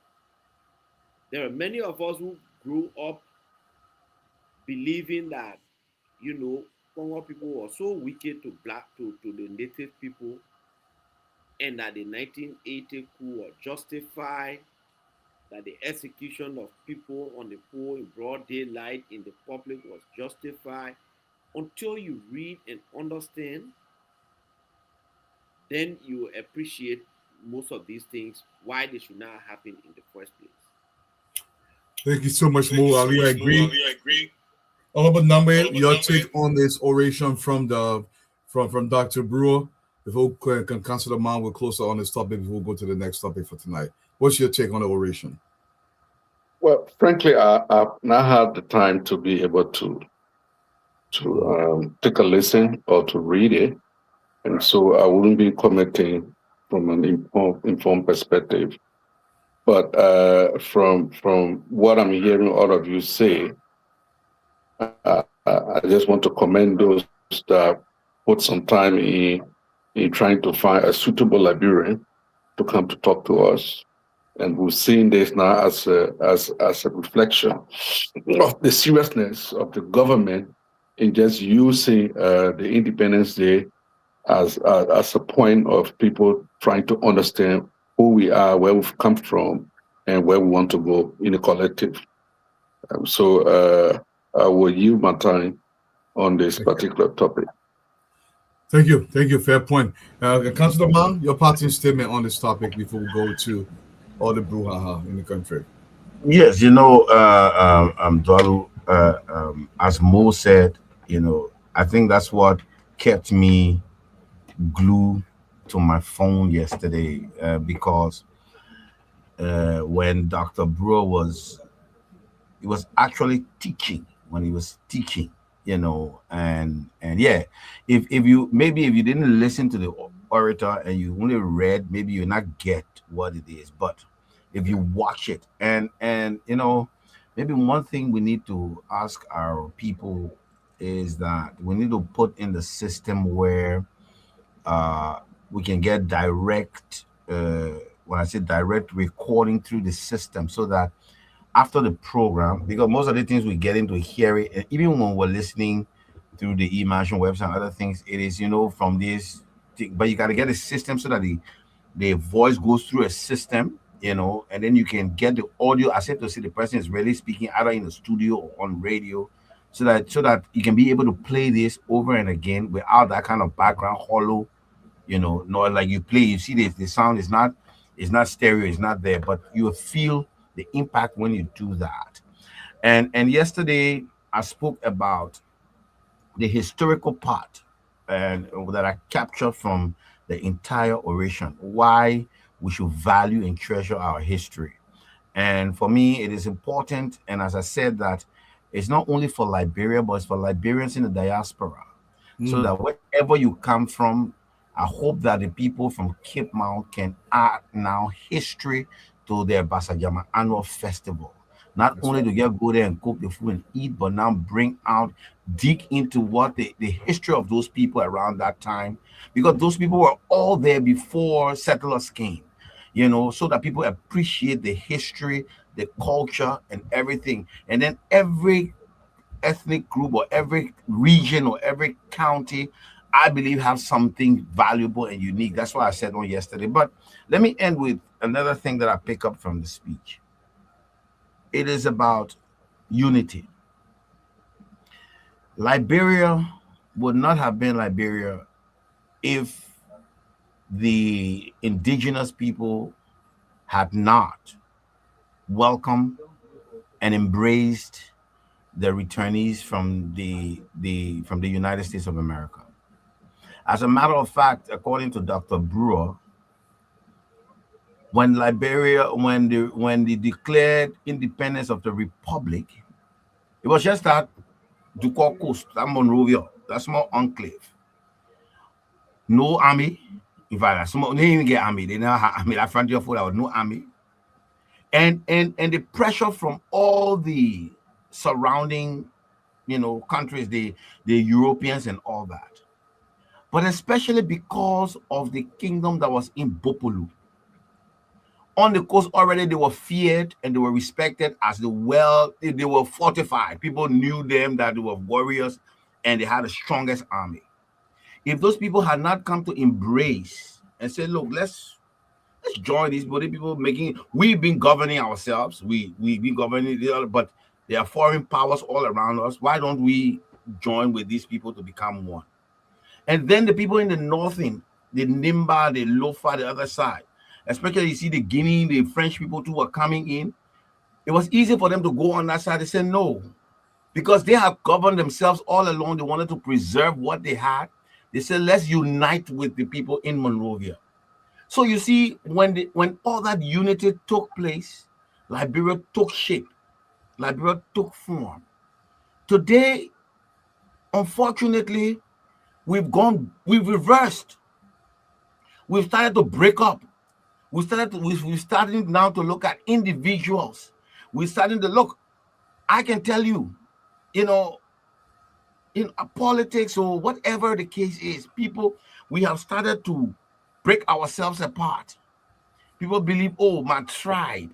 Look, Nimba it's not only for Mano, Gios. That you know how many tribes live in that northern area? As many. So people live all over. People were different languages. But today we've started. I remember in the 70s, because I didn't know the 60s, but in the 70s, in fact, Tolbert was sending superintendents of counties who didn't come from those counties. There were county administrators who didn't come from those counties because Liberia was held as one. People started to and maybe the Matilda Newport history then were teaching in school, maybe it was intentional for maybe also see that one group of people were upper than the other. Because even the University of Liberia, it was not established for everybody, all the Liberians to go. It was people to train the law school. Actually, the Louis Arthur Graham School of Law was established to train leaders of the country. Those in power thought they would train their children. You got to believe that at that time when you're a lawyer, you are on top of knowledge. So they were training people to take over. So for even indigenous people to enter that school, you either have to change your name or you have to be living with somebody or somebody sponsor you, But the point I'm making is that it is good that we've been taken back to say no. When we were together, we were at our strongest. We defeated the French, we defeated the British. Nobody could dare take us. But today, when we divide, we'll be conquered. And it's not that somebody is coming to take us on, but we are destroying ourselves. And that's how people are conquering us, because we are divided. And we believe it is only selfish thing that it's me, myself. Like I always say, in Liberia, unfortunately, all the other ships can come except partnership. Nobody wants to. We don't want to see ourselves together. Oh, because it is Bwakata and Lehin, I will not go to the independent program. This one happening, I will not do it. Even in the diaspora, I know in the diaspora, people, because of political differences, because somebody belongs to CDC, they will never go to the other person's place or never support the other person's program because the person belongs to Unity Party. That is wrong. So people don't achieve anything. You understand? So we look for everything. Just imagine yesterday, in fact, the weekend, with the euphoria across the world for Liberians celebrating, yet people had to find a way to say nothing better will happen, nothing good was worth celebrating, nothing better happened, because people just don't want to see that togetherness. People don't want to see Liberians come together. But in that togetherness, that was where our strength lies. And that's why our history has taught me that because of those people, if it had not been there, those forces would have overrun that republic and we are going to be gone. But because all those other people joined, it was one force that could not be defeated. Just imagine this small country sitting in the midst of all the European powers. They conquered everybody else around you, but they couldn't conquer you. Why do you think so? Because there was a force and there was unity, even though they were small.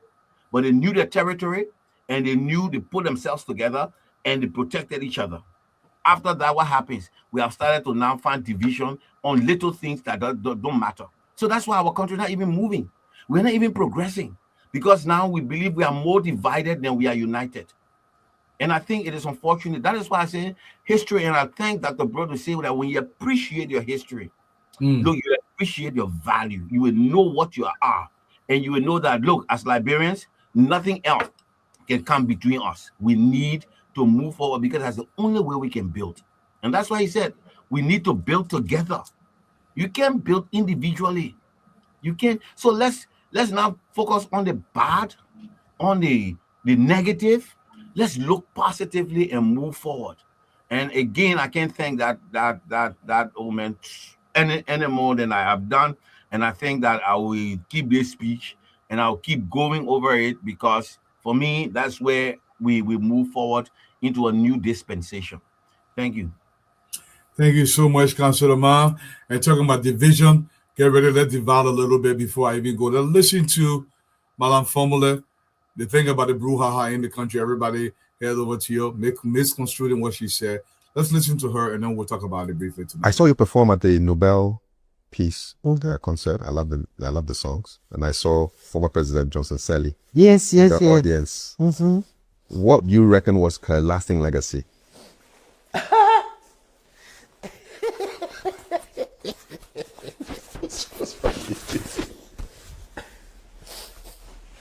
Her lasting legacy will be that she unleashed George Weah on us. That's the legacy I give to Mrs. Salif. Sorry. You don't think very much of George Weah, President George Weah? Have you met George Weah? Yet to. I'd love to interview him. Oh, he can't talk much. You won't get much out of him. Huh? He's not very articulate either. No, I'm sorry. He's a fantastic football player. Yes. Okay? He's a fantastic player. At least that's what they say, because even when I was in England, I wasn't that much into football, and I understand he played at one time for Liverpool or something. Yeah, I didn't follow his football history. But the background that I come from, we didn't see football players as national political leaders. And I'm sure that's everywhere in Africa. I mean, I never heard Ghanaians saying Abedi Pele can be president. Abedi for president. Can you imagine? Could you have Abedi for president? Well, he's not a politician. Well, this is our own case too. George Weah is an Abedi Pele. They should stick to their profession and everything. But Madame Salif thought it would be interesting. Under the guise of generational. Yeah. So she unleashed George Weah. Because he was VP before he became president, right? Was he vice president before? No, he was a senator. A senator. Mm-hmm. Yeah. He was a senator. But the Liberians chose him. She didn't force them to vote for him. So the unleashing. Yeah, she did it, because I'm saying at the end of the day, how did he get into the political class? He could have stayed there forever. We would not have voted for him. Yeah, because she mentioned the thing that most people on social media, we are showing nas editions that clamping onto is the political class. And Cole, you and I began this in the beginning before we came to this topic, because I wanted the guys to get here.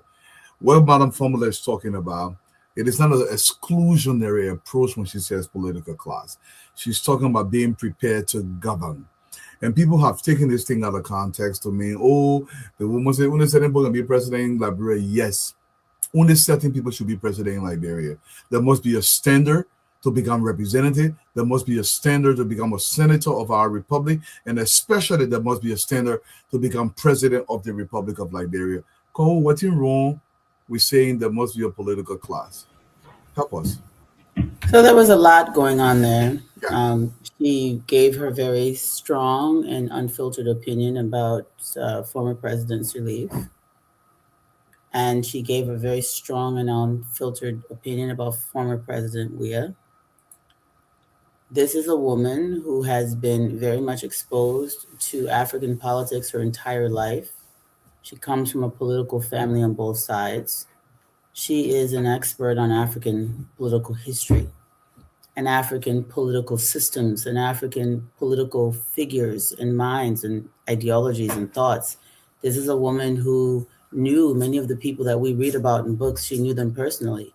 She rolled with people like Hugh Masekela, and she met great political musicians who carried Nigerian people on their shoulders like Fela Kuti. These were people that she sat and spoke to and reasoned with and debated with and had conversations with. This woman knew people like Mary Makeba, and she knew great leaders in Ghana. She was a close personal friend of Jerry Rawlings. She was a close personal friend of many people that we only read about in books. She is not our equal. When she speaks, we should listen. And even when we don't agree, we should know that it comes from a place of experience and knowledge. You're not forced to agree with her. But what you cannot do is say that her opinion does not carry the weight and strength that it does. This is a woman who many of us, as if we are blessed to live as long as she has, will not have had the experiences that she has had. This is also a Native woman like my mother, who is also a Native woman, like me, who is also a Native woman, has gone to school. And yes, she has command of English, the English language, because she went to very, very good schools when she was growing up. that does not make her anything other than an African woman. And this whole thing about, the person Congo, being a Congo or a descendant of Africans from America does not make you any less African than anybody else. The people y'all calling Congo were born right on the African continent. They needed visas to go to America too. They are black just like you and me. So this whole idea of being dismissive of a segment of our population because we think when we say Congo, that means a person not Liberian is ridiculous. But in the case of Miata Fambula, Auntie Miata Fambula, she is indigenous. So now what I always say. And even if she had been a so-called Congo or so-called American Liberian, so what? Is she not entitled to think and speak her thoughts? The problem with our people sometimes is that we are so angry over the wrong things, and we are so quick to defend things based on what we consider to be tribe or ethnicity, that we miss opportunities to learn and to think. One of the problems, Ambrose was talking about tribe, when he was talking about the history, and we don't even know who the heck we are. Let me tell you something. The whole concept of tribes in Liberia is so recent. It's an imposition. Our ancestors didn't think of ethnicity the way that we do, and many of us don't realize that. It wasn't until the 1930s that somebody drew hard lines, and it was George Schwab. George Schwab went to like a white man from America and said, we're going to put these people into boxes, and I'm going to name their tribes. Before George Schwab came, nobody called Vi people Vi. They were called V. He comes, he says they are Vi. He spells it VAI. Before George Schwab, nobody did that. Before George Schwab came to Liberia, nobody called people Gio. It was Dan. Gio meant slave in the Bassa language. That was George Schwab that came and said, these are Gio people. It was George Schwab who took the Pella reference to Mam people, Mamia, and said, these are Manu, because the Pella said we are Manu. And George Schwab said, these are Mano people, and we just roll with it. George Schwab got so confused with our ethnicities that when he went into in his book Tribes of the Hinterland, you can read it for yourself. It's in public domain. He's calling people things like half Grebo, half Pele. He took many, many different ethnic groups and put them together in a thing instead of Pele, the Jakole, this other group, they're all Pele. The reason I'm mentioning this is because y'all want to be so tribalistic and you don't even understand where this concept of tribe even comes from. We've never been distinct from each other. We've always run into each other. Our ethnicities have always been fluid. The line between a Grebo man, a Crew man, and a Kron man, and a Gil man has always been very thin, non-existent, and it's always been fluid. They intermarry, they fight, they beat each other, they join each other, they live among each other, and everything is like this. So to even draw hard lines between our ethnicities, it's a white man that came and did that to us. The line between they and Gola people is thin. Very. Very, very thin. Between Mamia and the Pella people, it's a thin line between Pella, Loma, Mano. It's thin. But we like to buy into it. So a lot of the nonsense we focus on isn't even our creation. We didn't even devise our so-called tribal names. We're using the word Bassa to describe many groups of people, the Gibi people, and all of these different types of people, Beson people, all these people, we say they're Bassa. That Portuguese word we put on the people and say that what it is. We have to stop this thing. And the obsession with tribe and ethnicity over our national identity, these things are not even as African as we think they are. Here, Mo Ali here is a cultural expert. Mo, when you're speaking the Ve language, you say Vi or you say Ve. So let me just say, for example, a typical Vami when you go into Cape Town, you speaking Va, we never say we're going to Cape Town, we say we're going to Ve. He asked me and say I'm going to Ve, I will not say I'm going to Cape Town in Va. And people going, the many area are going to home because we call many home, or like Gula Kone, Gua Kone. So yeah, I think you 100% right. I never I don't hear grew up hearing people calling things, even the manner and the gear you talk about.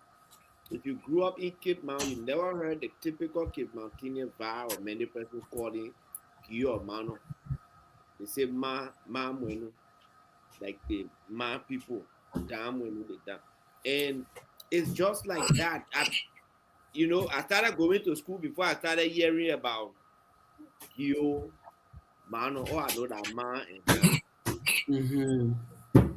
And we have names for each other, right? We have names for each other. We also the reason we had names for each other because we knew each other and we interacted with each other. You won't have a word to mom people if you did not have interaction, intermarriage, war, conflict. And also the Vey people were the great enslavers, they're the great conquerors of our region. So they went all over and grabbed people, contrary to what people say. I'm saying all of this because when Liberians are analyzing situations, there a lot of times our people, especially those tribalistic people among us, they analyze things from a lens of tribalism instead of listening to the words of their fellow citizens, especially their elders.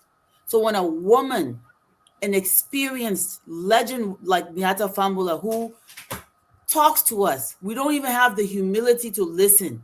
We want put her in one box and call a woman Congo or put some kind of term behind her to make it possible for us to ignore the truth that she speaks.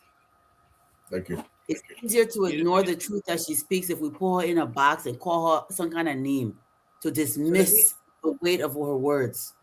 Go ahead, Mo. Sorry. Something about that quickly. I saw a post today from Calasco. And this is what the Congo people don't like about the country people. So I just went and reminded him first day the name Miata Fambue. I said her father do Fambue, typical Vey man. Her mother was from Maryland, global woman. I'm not sure how the whole Congo basically, but you see, people were even defining the Congo thing to be like if somebody worked in the Tottenham government or the Togo government or that era, they just classify that they're that Congo people. So Mo, let me ask Honorable Number before I go up the concept of Mo, if you can mute because there's an echo there. Honorable Number, yes, the question to you though. And when Madame Formula was speaking, she talked about the political class because this is what everybody is clinking onto. There is nothing wrong with having the proper pedigree to function in a capacity. I'll give you an example. Honorable Councilor Ma is a lawyer. He's a licensed lawyer, an attorney. I am not. I cannot go perform his duty because he spent time in that capacity running that operation. I am a finance guy.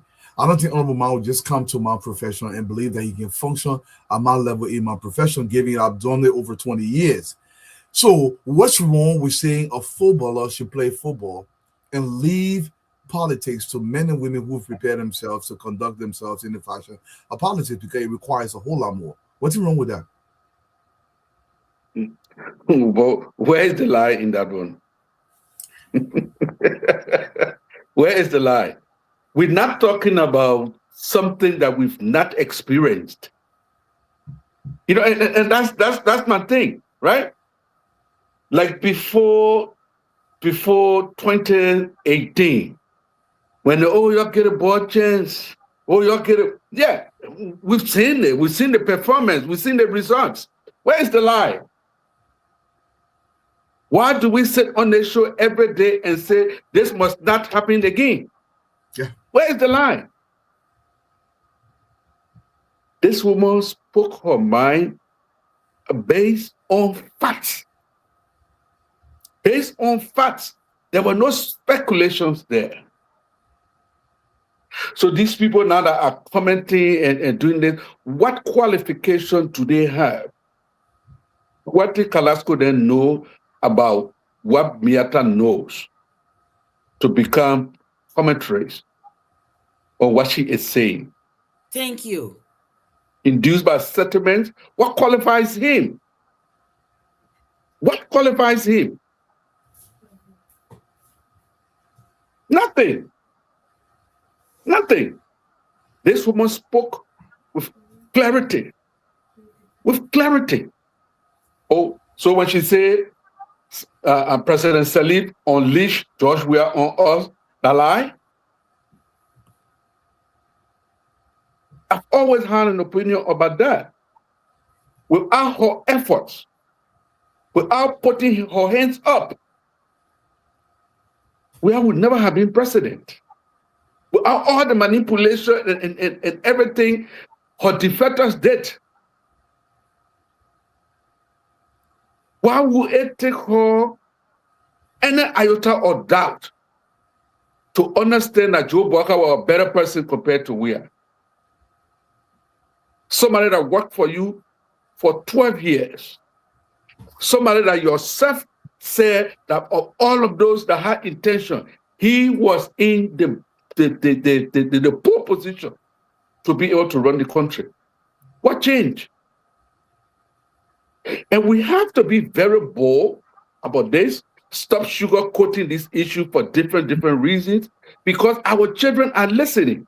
This is how we end up with the John Kizet story and the Bob Gray and all that kind of foolishness that we spent time, Matilda Newport, and all this foolishness that we spent time learning. Today, we don't know who we are.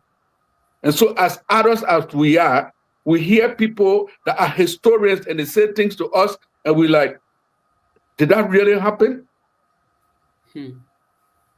This is the result of it. And some of us become very emotional about it. Cole brought this John Kizet story business here one day, and and we laughed about it the last time we met, you know. But we studied these things, and it was ingrained in us. Then later we kind of say, oh, there was nobody called Matilda Newport. Then how the heck we had a whole holiday? How did this thing happen? And there has been no effort to be able to make those corrections. This woman is saying fast to us. And it's good now in these years, in these times, they are digitally recorded. It will be there forever and ever. What they said, when the woman says that Charles Taylor's action, you know, caused us so much damage that 3 generations, where is the lie in that statement? Where is the lie in that statement? Today, the impact of everything that happened as a result of that war, you know, this is where we are. Where is the lie in that one? Where is the lie to say that someone who plays football, she set an example, and I had that same experience when I worked in Zambia. You know, everybody was like, so I asked them, why is it Kalusha Buala? Can he be your brother? No, he can't. Oh, so it can happen to my country and it can't happen to yours? So that trial and error that we had, we have to make sure that this does not happen. Okay. The management of our resources of our people must not be on the basis of trial and error. It has to be by people who are prepared. In our traditional system, no feeble-minded person, this and that, became chief. Cannot. You never saw it. Were those stupid people? They were not stupid. Chiefs were the bravest. You had to show your mark that people can stand behind you when there was something that was happening. Warriors that were named, were they stupid people? They were not stupid people. Those were the leaders. I said that I listened to all of you, and we talking about what, and sometimes you think about how come the French didn't just take this place, or the British just didn't take this place. And we're all talking about Bopolu, the kingdom there, and all that kind of thing. You think these were stupid people? These were unprepared people? Why must it happen now? I beg, man. Thank you so much. And we're going to cancel the man. One thing that Madam Formula did say, she said President Weah had no interest in the presidency.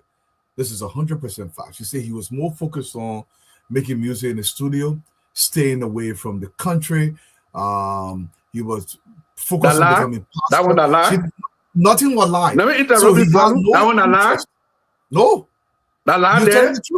That Kanako must sit down here and begin to say what that lie? Somebody who's president, you abandon your whole country, go out there and stay there to watch football game for how many months?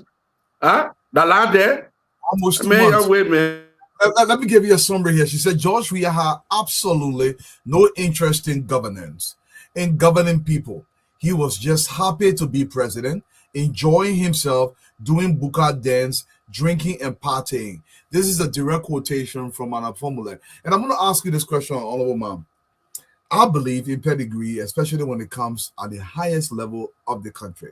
You got to burn some kind of a candle to be prepared to be out there, because I believe this is an awesome responsibility. Should we just give the country to anybody because they're labyrinth too, Pastor Ma? Absolutely not. And maybe that is where I disagree with Auntie Tata. I call Auntie Tata, that's my old mom there. And I think that Carl could have said it any better with the wealth and the depth of knowledge and experience, both politically, socially, and everything that Auntie Miata has. She couldn't have said it any better. The reason to your question, I disagree with her is because, as you said, it doesn't matter your background, whether you are a footballer, you are a carpenter, you are a historian, you are a nurse. As you said, once you build yourself to leadership, correct, you can assume leadership. There's no school for presidency. Correct. There's no school for presidency.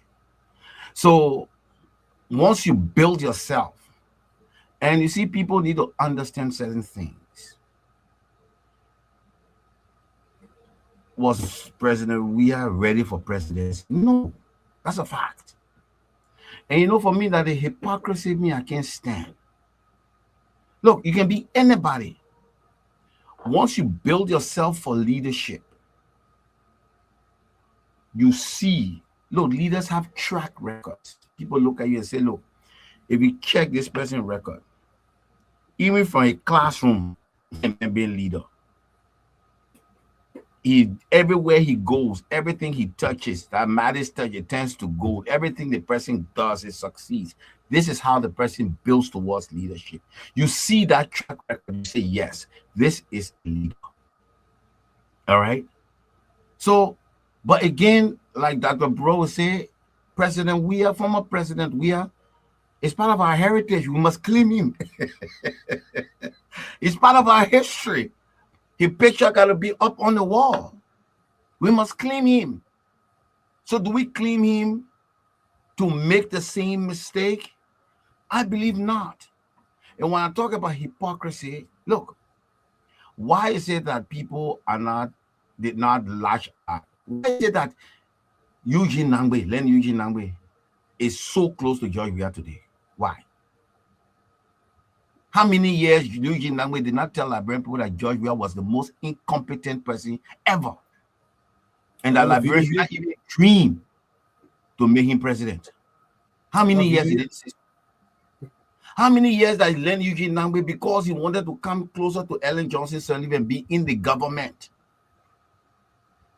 did not bring his friend then down, because he was then, I think, almost Secretary General for CDC, 2005. When they lost, I think so, if I'm not mistaken. When they lost, what brought him over to Unity Party? To become Secretary General of Unity Party. Went to the level to say that, in fact, all that master degree the message he get, I mean, you know how to open one book to read. All he own way and I mean, was doing it. Everything he did, I mean, know it. That man know nothing. So, wasn't he telling us that he was not fit to be presidential material? Exactly. Even D. Maxwell came here today, who's closer to George Weah. Yeah. What didn't he say about George Weah when he jumped behind Mills Jones, Governor Mills Jones? When they finished getting rid of Mills Jones and rip him off, he jumped behind George Weah. When people see, the poor people there, as I always say, people don't see, look, George Weah is a good man. He has his limitations. Look, George Weah, was he ready for politics? No. But he wanted bigger people pumping that you can do it, you can do it, you can do it. Yes. I think that's why even most of the originators of CDC had to leave. The people who originated the whole CDC, because everybody wanted to use George Weah first to be running mate. Of course. Because they believed that he was popular. 2005 election was coming. He was very popular. Bromson wanted George Weah to be a running mate. The people, the Samuel Kofi Wood and all of them who set up the CDC because they said our grassroots party, they wanted George Weah to be running mate. When George Weah went to the convention and said, no, if he into the ticket, he ain't join it. When they put him on top of the ticket, most of them had to leave. Why? Because they believed that he was not fit to run the country. Still not fit. Alexander Cummings went and said that was even after we voted George Weah, Mr. Alexander Cummings went over and over and said that was the biggest mistake Liberia had ever made.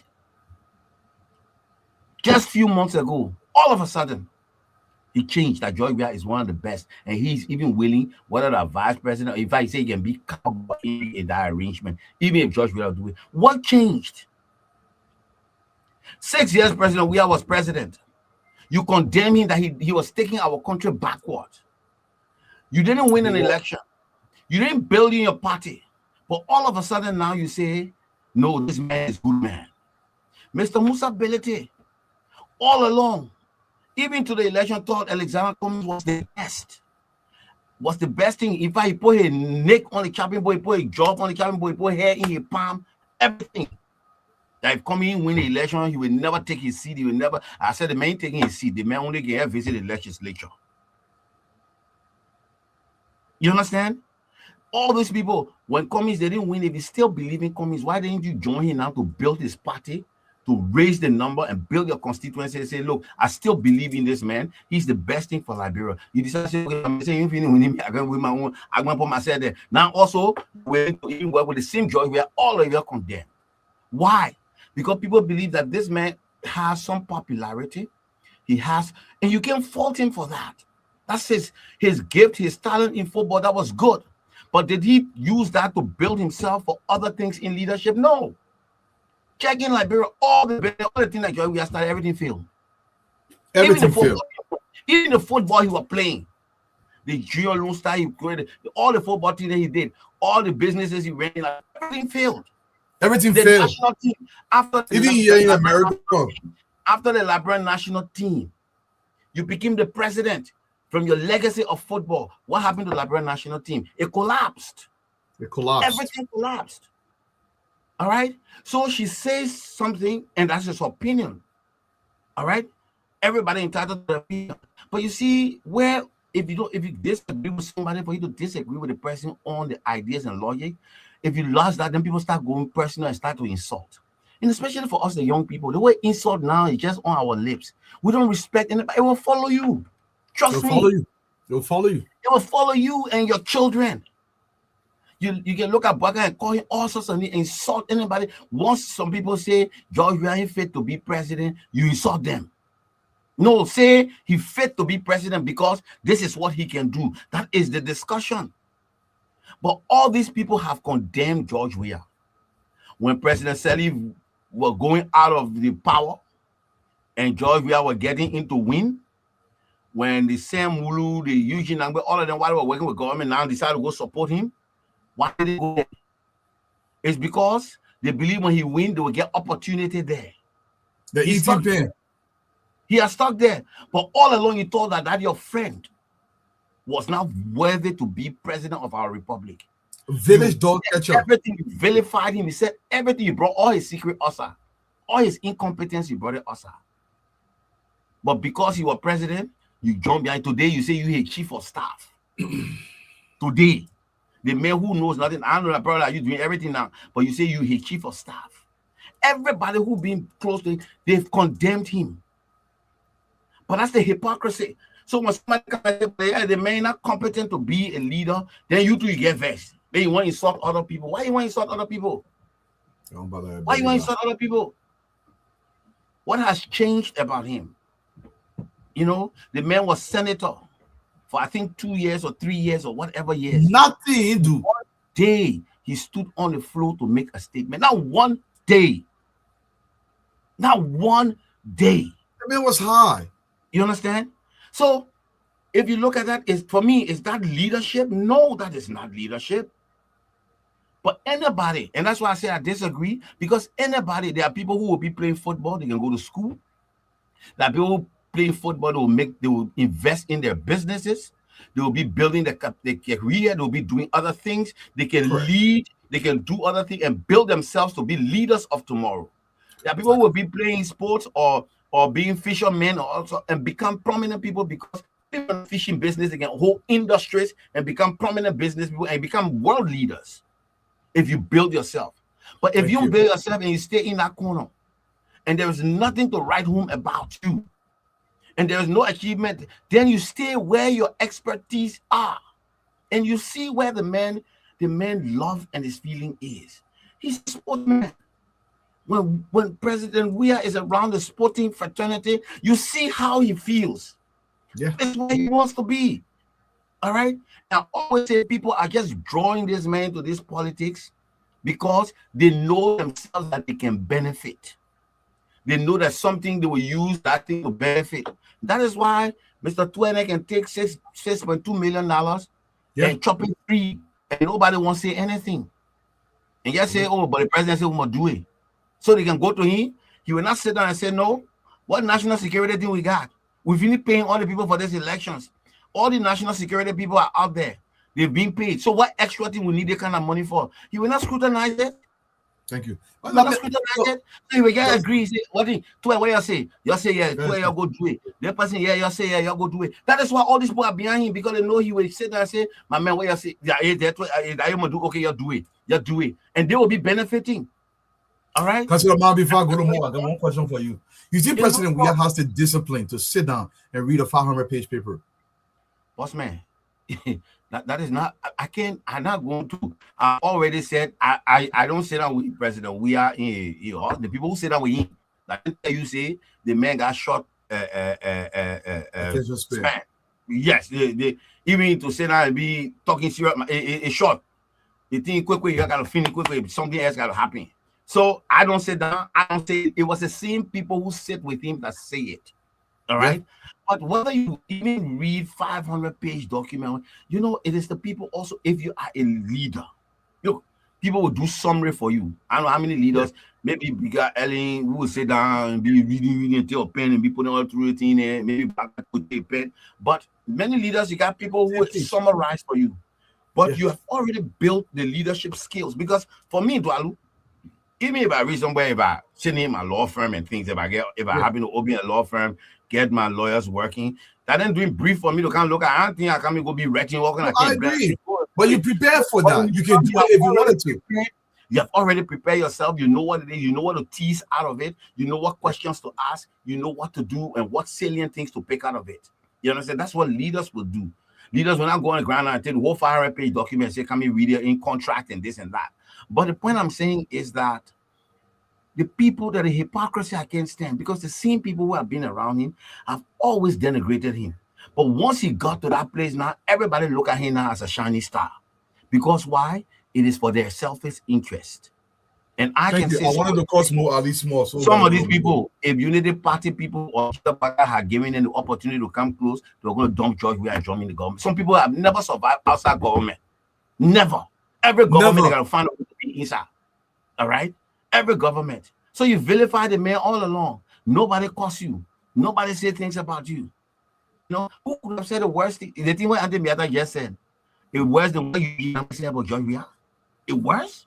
Is it worse? Before I go to Mo Ali, let me get a summation of what Eugene Nabwe said about George Weah. Let for the monsters open before we go to Mo Ali. You're listening to Unlike Eugene, I'm about to quote him. If we, the people of Grand Judah or Liberia, if we're going to listen to Eugene, the time he was in Unity Party, when he said, and I quote, that look, you shouldn't vote for George Weah.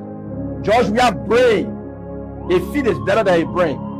He doesn't want to be president. I'm quoting Eugene now, but I never caused any other person older than me, but I'm quoting Eugene because he said, I'm my own problem. So when we're talking about problem, he carried problem and stayed to the man there, he think the man for granted, but the words that he used against him. He the same Eugene that said, and I quote, that George Weah cannot even remember who password for a computer for email address. That's open. I guess it's a euphemistic way of saying the man just slow. Like, Mo Ali, then like what he's saying, basically. Mo Ali, they will deal with you after this comment, they will cut your tip. Remember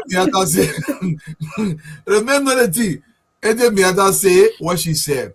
And more, and this is for the betterment of the country. And this is what I want the young people to say. And Councilor Man said something to the young people out there. Sometimes, let me tell you something. When people I know we didn't get the same opportunity, you have to listen for you to be able to learn. You cannot just be among people that are way down and all of your cussing, you will not learn anything. You got to open your ears, shut up, and learn from people who have learned so much so you can grow your mentality. Mo Ali, can we take this country, or should we take this country and give it to Sisfo Wing? Sisfo Lay.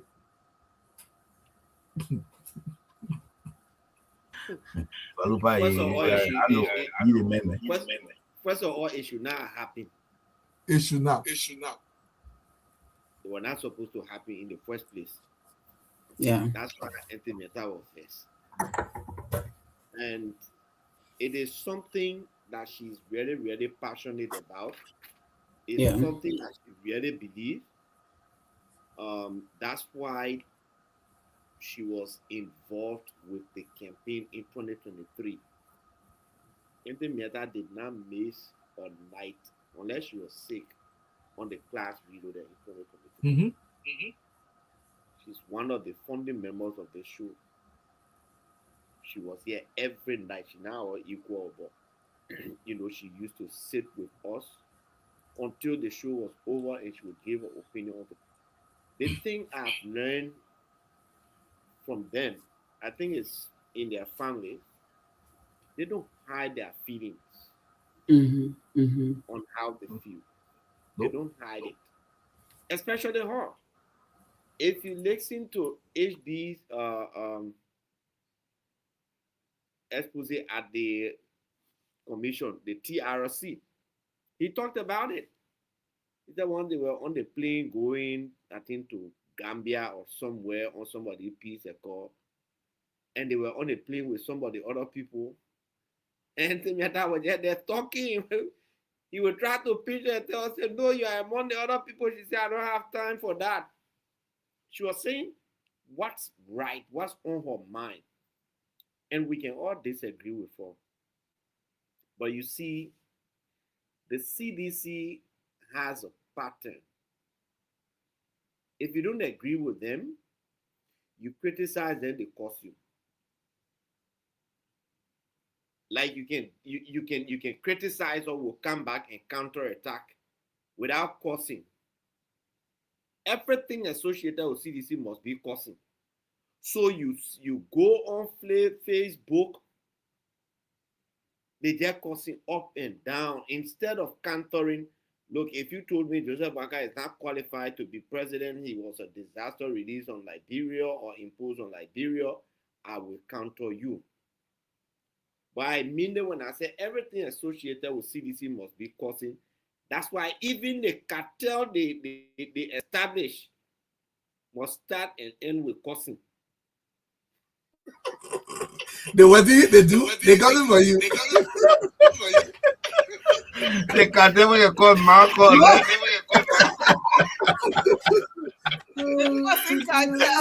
They can't tell me you call Marco. Yeah. That cartel they established must be cursing. Look, they didn't spoke her mind. You don't have to agree with her.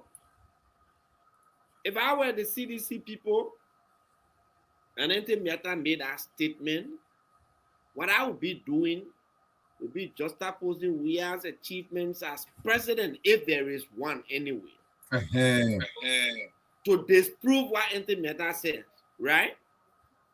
But it is difficult to bring out the achievements because they are hard to find. You cannot come and put the kick airplane to disprove Ente Miata. You cannot talk about the road today, the dedicated that he did.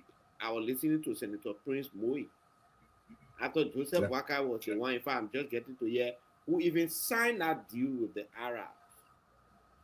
And they left him out, the carrying for the groundbreaking ceremony. The easier thing that done when the funding was available to do that role and complete it, he couldn't do it. So you can't count that as part of his achievement. You cannot count his dream on Bali Island that they wrote for him as part of the achievement, you know. But they signed all the money agreement for all the roads. So like do the achievement. Let me tell you something. The reading of that dream from the paper. Which dream? There is a clear correlation between that reading and the way the cartel guy had the paper and was reading from it. No, yeah. Coming for you. More weight. The Colombian man can look for you. More weight. Look, play the video of the CDC Colombian cartel. You know what? Let me play the video. Where? So you guys don't be bad.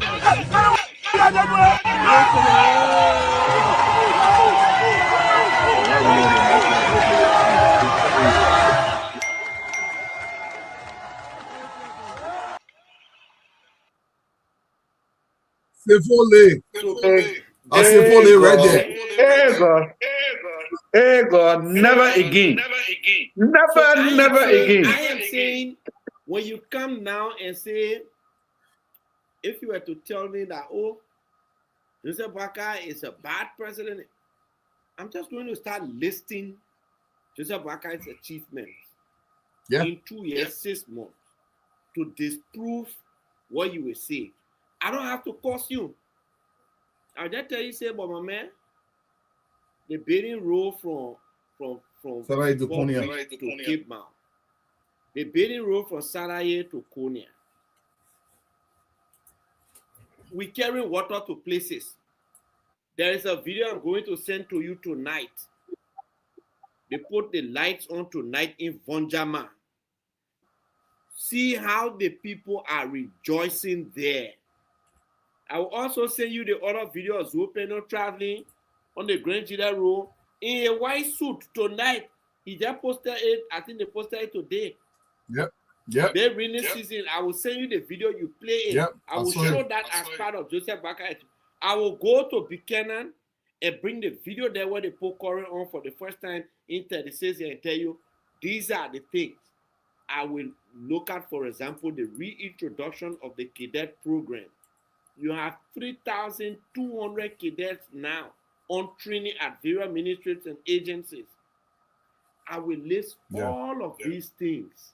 I will tell you on the international, in the foreign aspect, Liberia's ascension to the UN Security Council, Liberia participation in the AU, you know. Remember all that thing that we are playing. I will say all of these things, then I ask you, what exactly is disastrous about his presidency? But you see, when you're not there, you can't put it there. They do not know how to counter that kind of argument for antimatter because the achievements are just not there. The achievements are the mop-up exercise with the 25 million, the food thing they did during the COVID-19 with another 25 million. Samuel Tue taking 6 million to do unknown security work with it. Finabono then being charged for 10 million. Those are the only things they able to talk about. So when they look at it for long, they say, no, but we can't counter the Oma with this kind of thing, so let's just cost up. Then they jump on face where everybody be costing. Thank you so much, Harris. If you're in the back, while we're waiting for Harris, let's listen to our dream a little bit before Harris concludes here tonight. We got to play this dream. The dreams begun. In my dreams, I began to see this island being developed as a shining new city across the water from the squalors of my slum. I begin to see a new Monrovia rising from the edges of the old city. In my dreams, I saw skyscraper, office building, shopping mall, banks, insurance companies, restaurants, shining lights and beautiful colors. And above all, in my dream, I saw happy, prosperous people going about their business, and meeting and greeting each other. I'm not big of it. Look. Yeah. You know, dreams are insurance company. It's a beautiful colors. You must just, I think I had that when I hear drill or sitting. Mo you Like I'm want gonna sit here drink. No, my man, Yo, Duanu, play the CDC video, the CDC cartel video, and see how the guy holding the shit. Apparently, it's the same person who even last it. How is that making preparation? Harris ready. You're feeling. Let me call it. Wait.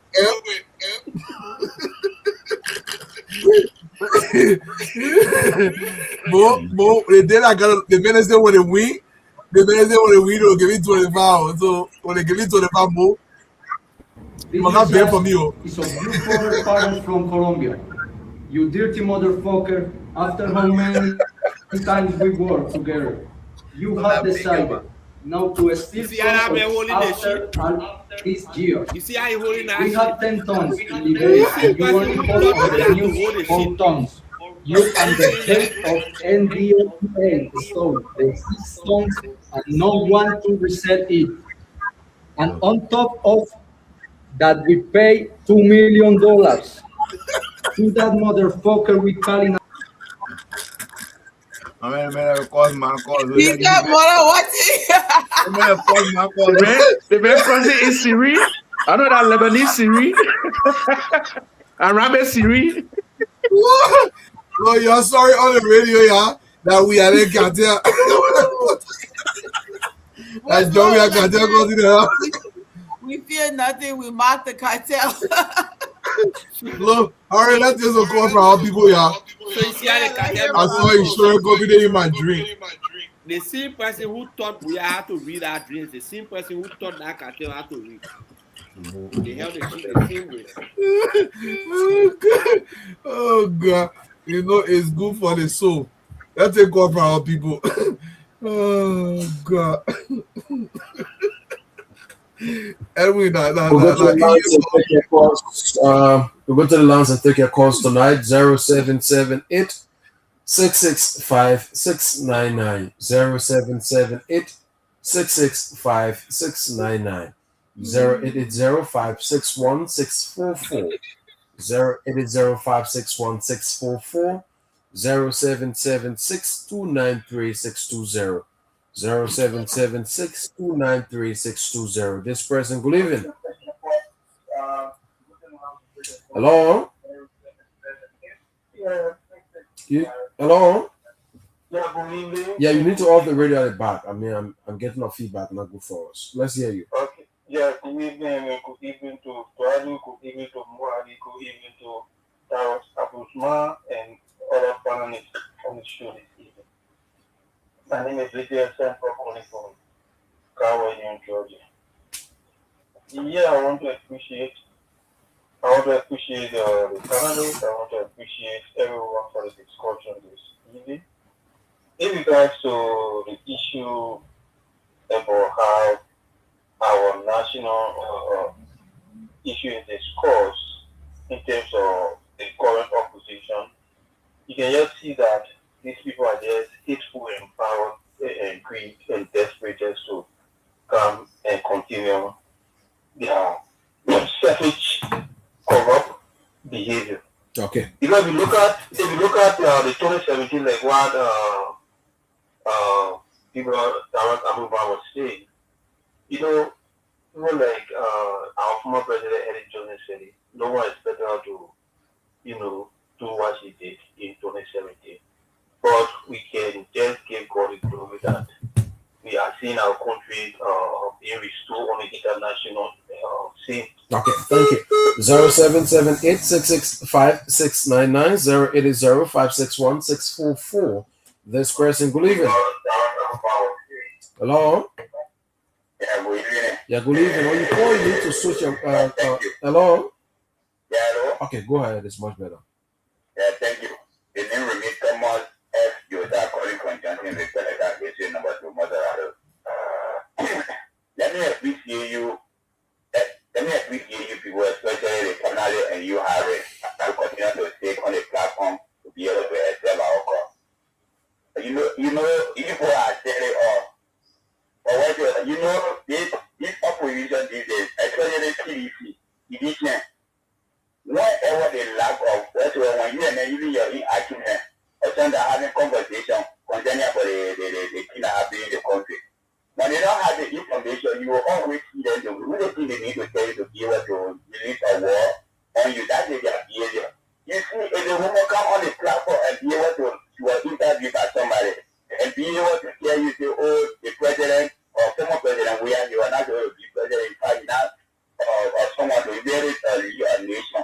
At the end of the day, when will you be able to get on internet at the end of the day? Sometimes when you read somebody a comment and they see and they review on Facebook, sometimes you see and say, I don't know why people are behaving like this, especially of the woman in the type of age, maybe using that type of work. You see, they particular opposition, if that is now the 2020, they will be wet. Okay. Thank you. The government will wait them to the extent at the end of the day, they will say that everywhere. I think that will be the last area of the PDP. Thank you very much. Thank you. Thank you. Let's leave you. This person is on. Good evening. Thanks for joining us. Good evening. Let's hear you. Yeah, I'm Joseph Bala calling from Israel community. Go on, you live. Yeah. You know, I think there's stop laughing. But once they are talking to consideration, we cannot say the men can bring. The men can bring or is a good dreamer because at least he can see smile on the faces of people. Because we saw it, they gone to the 26. There was smile on the faces of the people. So the men are good dreamer. Somebody bring a come to reality. That's all we can say. Thank you. Okay, thank you. This person is on from the this end 0778665699 0776293620. This person, good evening. Good evening. Let's hear you.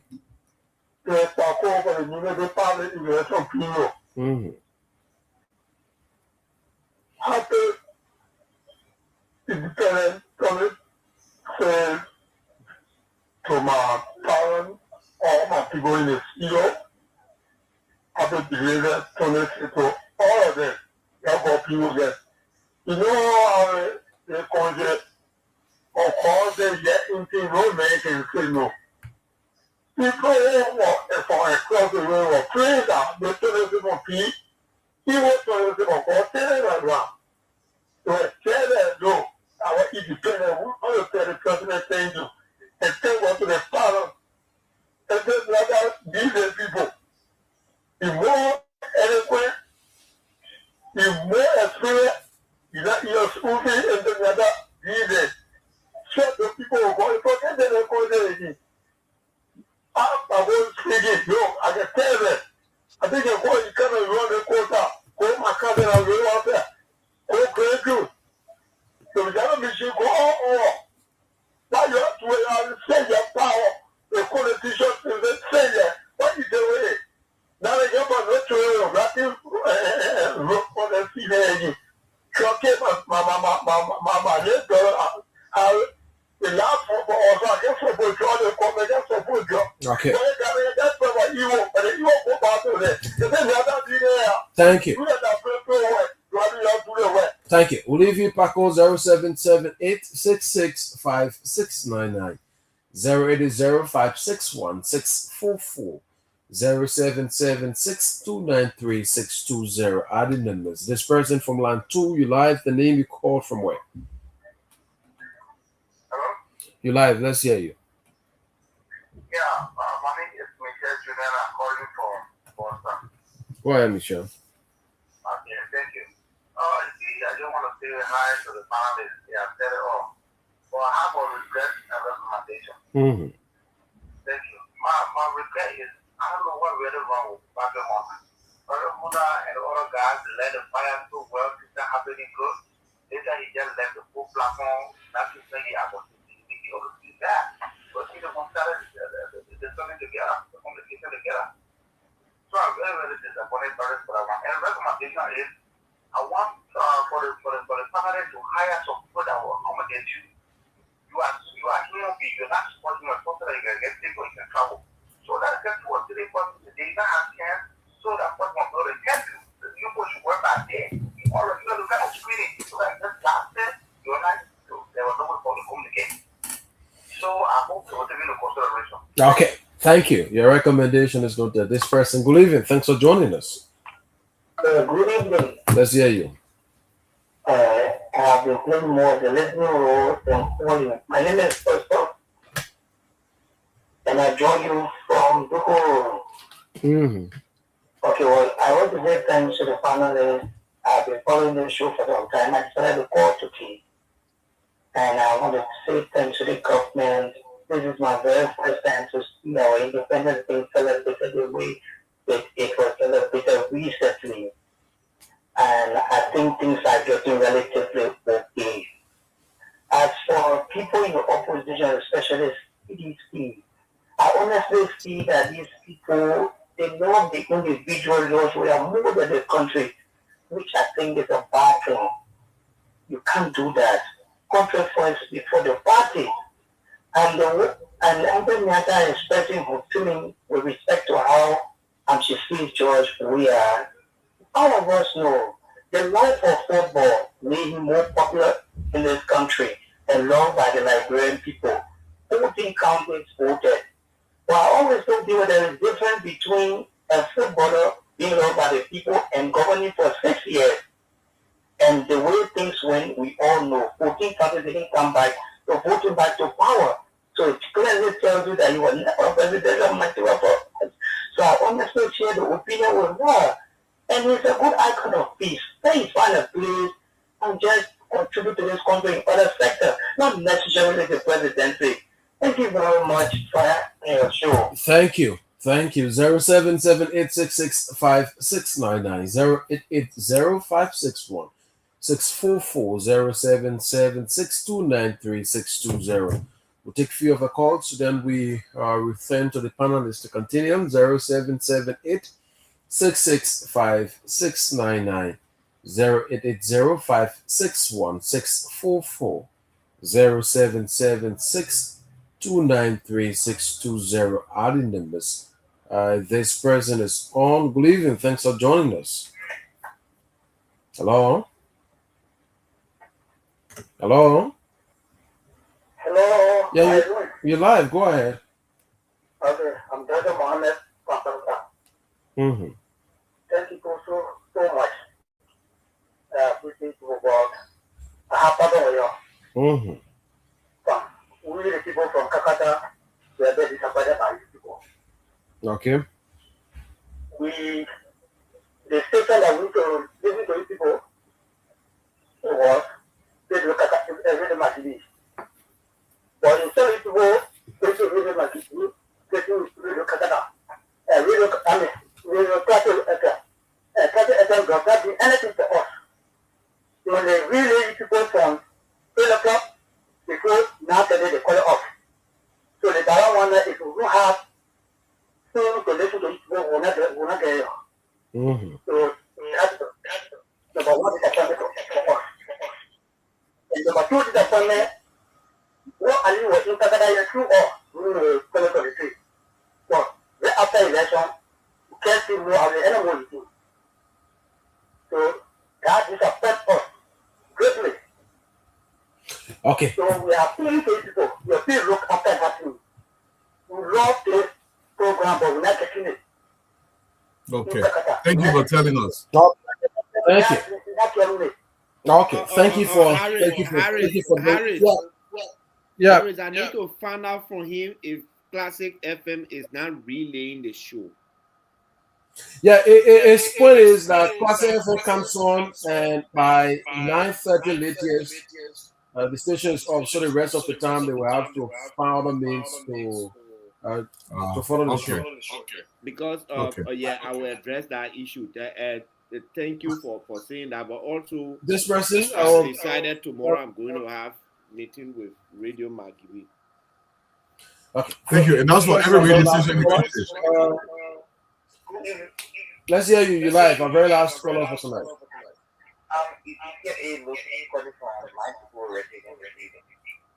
Mm-hmm. My president always say, just saying you my president. You always say you will not eat the rule, but the rule will be. I love that statement from the statement. The situation cannot destroy anything. We are going to little argument, but even if we go behind you, talking about it, so I just black off. I think so we are taking too much. I want people working our government. Okay, thank you. Our very last caller from this end. Thank you so much. While we're making preparation to take some calls here internationally, let's see Zoe panel on Grand G that roll for a second. It's a very short video.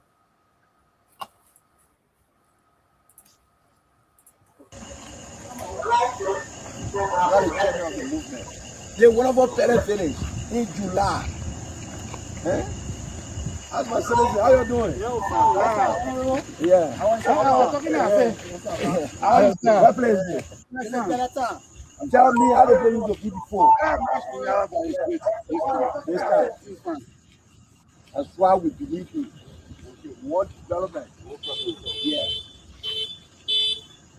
What about Better Village? I think y'all heard me on the radio. Yes, I told them where for the fellow guys there now. Yes. And now why don't I post on me? Why?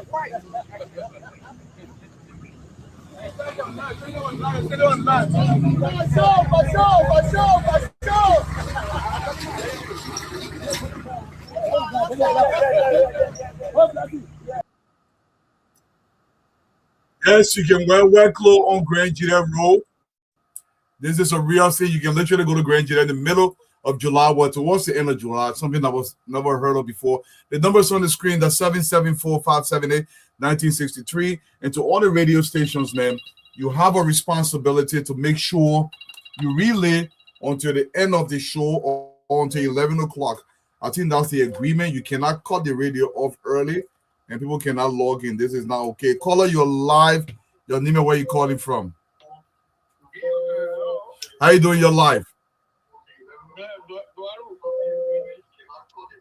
Don't listen to your device in the back. Just listen to me through your headset.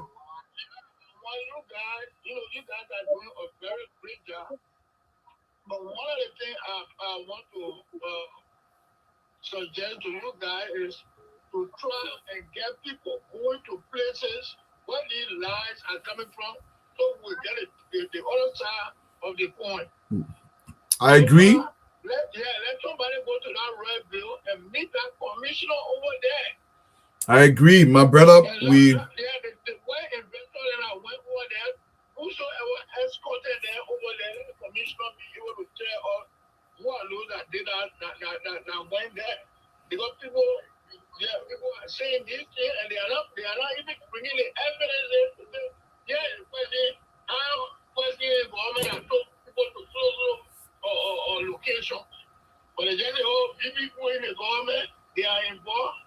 They were the director of police and all are being called. And you still say they will not bring it up. People, who else you wanted to bring? They will go and lie on minister or somebody. That's it. Yes, I've spoken to the boys to go there, but you know everything. I'm pretty sure the principals there, they're all listening. My boys are ready to go anywhere, but you know everything associated with cost. Thank you so much, though. Caller, you're live. Your name and where you calling from? Hello, caller. Yeah, Mr. Brown. How you doing, sir? Yeah, this is Alfred calling from Georgia. You're welcome. Yeah, I have three things to talk about. Number one is the so-called soup. You know, activists nowadays that go in the street, block the roads. Many of them are belly breathing. They just go out there to create chaos, begin to help, or advocate for people who are alleged to have, taken a lot of money from the country. And they go out there and begin to advocate for that. The soup that I know when I attended the university is not the soup that we see in the street today. People like Anthony Kasselik, you find Kofi Woods, you find Mena Fogo, you find the president or minister of health. You find Sandro Wee, you find Christian Harbour. Those were people who were principle-minded during those days. But today you find these guys in the street just creating chaos and other things in the street. And the second thing I want to talk about is this Samuel Jackson guy. The so-called progressive during those days, they used to have a slogan that used to say, in the cause of the people, the struggle continues. Does he believe in a slogan today? I don't think he believes in that. He's very old enough to be able to think, what he will do to develop the country. Right now, he has his wife in the funeral home, but he's out there talking all kind of things. On social media, at the same time, going to radio stations, see all kind of things. That's not how somebody who is grieving the loss of his wife will begin to behave like that. And the third thing I want to talk about, has to do with people who just go and malign people's characters and make other people to believe that those guys are involved in other things. People have to be held accountable. Thank you. Because if you do those things, they carry you to court, you have to prove it. People like Yeka come back. He said, my sources tell me that this is what happened. He has no, kind of truth in what he says. So Thank you. People have to be held accountable. Thank you so much, Mr. Dualu. Thank you, sir. Okay. Thank you. Thank you. Okay, man. Caller, you're live. Your name and where you calling from? Hi, my name is Deborah. I want to join the new choir in front of me. That you can be that you made out of better. Jim be that you. I want to thank God so much for the way we see our country. I'm calling from New Jersey. The way we see our country, especially my hometown, Grand Bassa County, where the president was this gone. 26, we didn't get no battle crap. We saw. We wanted to hear, we heard it. There was no battle crap. And can you imagine this 81 years old man from Buchanan straight to local content today? Can you imagine? And I was watching, and I'm praying to God that God will continue to increase his strength to do all that God wanted to do for this country. And secondly, brother, when you get people on the line, please. Don't let us take the whole time because other people are also calling. I know, Mama, but I understand. And I won't be able to self-police, but sometimes it is what it is. Thank you so much, though. All right, thank you. Bye. All right. Caller, you're live. Your name and where you calling from? Hello? Yeah, you see, Jerry always lucky. I don't know how Jerry can get to do, but Jerry always lucky. My brother, thank you. You see, let me say special thanks to my grandmother, Ete Miata family. Oh, my brother, you see, back home, people don't let people who can always tell them the truth, then you are enemy to them. They say, well, sometimes I can tell people, I said, they just put a guy in our history book free. They say, well, anytime when they need it, the president will come to that area, they always touch it. Because they got in our book free. They make it, you're not even fit to be community leader before I would say, thank you. They took a country and the second they give it to the guy. I think what Baron Stanley need to do, they go on the state radio and apologize to the country. Because you brought the calamity to the country. Yes. You don't want any sense here, you get somebody sense, get free, they were just doing things that were not even ready for the country. So you are the cause. Bamba Sasa. Go to Fletcher, go to find another marriage, I know you stay in the church. But please go and apologize, or either go to the state radio. Because you brought calamity on the country. Thank you for the opportunity, brother. Thank you, Jerry. Thank you for sticking to the time. Caller, you're live. We'll take this caller and one more caller, and I'll be for the night. Caller, you're live. Yeah, I'm Jim Nathan Neary, calling from Louisville, Kentucky. Milton, welcome, sir. No, Mr. Duaro, I just want to say something. I think all the development in the country, the CDC people are claiming all that Jowia project. That'll be me. Project that Jowia project. Why they draw? They can't take it to big Jowia project. And the meat project, like meat project, yeah, that's a big project. That is it's real clear. And that project, why they don't want to take it? But when the government open road, they say that our project. They draw kind of, they don't want to take the draw. You draw like a meat project, but don't bother me. Thank you. Thank you. Thank you. Yeah, we're taking final caller here tonight. Caller, you're live.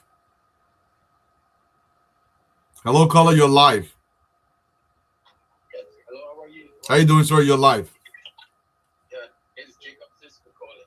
Hey, Jacob, how you doing, brother? Okay. Yes, I just called for one concern, and I see security personnel transporting alleged criminal to out of the court for the police station. If you look in America, you see that there's a division between a driver and a criminal. You sit in the back and see some like glass and something for protecting the police officer. But you see on the road, I noticed that they will first put the handle on the alleged criminal and then go either put one of them behind the driver, and then they will sit right there. The person behind the driver with that hanger on will just shoot that driver, then accident, in the street. Yeah. I don't know if people will get us, design a special pickup scheme to protect the driver and the other police or security personnel. Well, they're listening to you, and hopefully they take it into consideration. Thank you so much for the call. This lady's been calling for a while. I will make her the final caller. Alice, you're live. You're live. You're live. Yes, Balu, this is Pokai calling from Iowa, Demons. Yep, you're live. Yeah, Balu, one of the things the whole drug saga that we taking our eye on and people are running with this is that when the Justice Minister came out with that press conference and told us that these drugs entered the country 6 years. Okay? 6 years. And it means that these drugs were circulating in Liberia. Yeah. But no one looking at that, and then they're running with false information all over the place. That's just small percentage, my brother. Less than 5%. And I think maybe the president is listening to me. I want to appeal to the president to declare the day that right after the war, we had in terms of clearing arms for all over the country, in all apartments, houses, and everything. I appeal to the president to declare a day of checking everywhere. Do it. Go to the court, get a raid, and go to all the houses in Liberia and do a cleaning up in Morovia. Well, look, I can tell you, if you do that, the amount of drugs you will collect in that city, you will open your mouth and you will not believe it. I think the president needs to do that. The president has all right to do that. Okay? Thank you. Thank you very much. Thank you so much. That's the final caller for the night. We're going to come back to you guys in studio call. I know you're back in Liberia. Honorable Nambe, your parting statement for the night, sir. Well, I think it was a good show. We continue to present our side of the story. We continue to serve as an inspiration to our listeners. And I listened to one caller, again, appealing for increased representation, especially for us that are on the ground. I think we need to be able to do that commitment. But overall, today was a good day that the president was able to dedicate the completion of a section of a road, but not just doing that. There are new sections added, the commitment to ensure that we are connected from the different borders in terms of our road connectivity is something to look at. I'm really happy that the work that we're doing in terms of creating access to electricity is resonating with people. They are showing their appreciation. So generally, I think we are on target to be able to meet, whatever commitment we have in terms of our campaign to citizens. But it's good to be here. Thank you to all for all that you do, Cole. Hopefully, I get to take a picture with you in our office before you go. Ambassador Ma, Councilor Ma, good to see you more. I'm coming to see you tomorrow. Good night, everyone. Thank you so much, my brother, Mr. Nambe. Thank you. Mo, you gotta run home. They'll let you leave us. And the people on Mama Point said they ain't got water. I messenger. Yeah, so Dwalu, the Kakata issue, just yesterday we're discussing about Radio Magibi, Okay. and I'm going to call the guy tomorrow so that we can discuss them relaying the show again. Okay. Classic FM, I'm not sure what's the problem, but I'll get in touch with Maria Degler to find out what's happening there. And Okay. the caller say I don't go to Kakata again. I come over there very often, but I'll try and I don't know if the guy got your name, but I'll come there again and so we can interact. Let me close on this note. I see CDC passing all around the place cleaning projects. Every little road project they cleaned it. Every little light project they cleaned it. The road that started way in 2015 when all the deals were signed and climaxed from 2015 to 2017 they broke ground. You helped to break the ground and you did nothing with it until 2025 we completed it. You want to claim it. You want to claim energy projects and this and that. The only project CDC has got the right to claim is the drug project. They proliferated the drug project in this country. They made zombies in this country. Yesterday, one of my friends posted. He said for the first time in many years, after a big holiday or during a big holiday, he drove through the streets and he never saw kids like zombies all over. He never saw young people falling out in the street from drug use. Your project you started was the drug project. And at that project with Chakline, we're busting those cartels. Even the one you created and gave them force gun and gave them paper to read like your men were reading the dream, we'll bust that one there too. And I enjoyed the EPS director when he said we'll burn your 4.2 kilo ton of cocaine and we'll record it and send a video to you when you first come. So CDC, the projects you're supposed to claim them. Stop claiming the one you know nothing about. The drugs will busting all over the place. They are for you, that your project. You were the one campaigning on coach. You were the one thinking we want coach. You were the one requesting for cocaine to come in this country. We were the one preaching against it. And we are the one busting them today. We're the one doing everything to ensure that we can minimize the negative impact of illicit drugs in this country. So I don't want to catch your claiming project I don't know anything about. You claim the one you brought genuinely and we will help you to claim it since you're running away from it. Thank you and good night.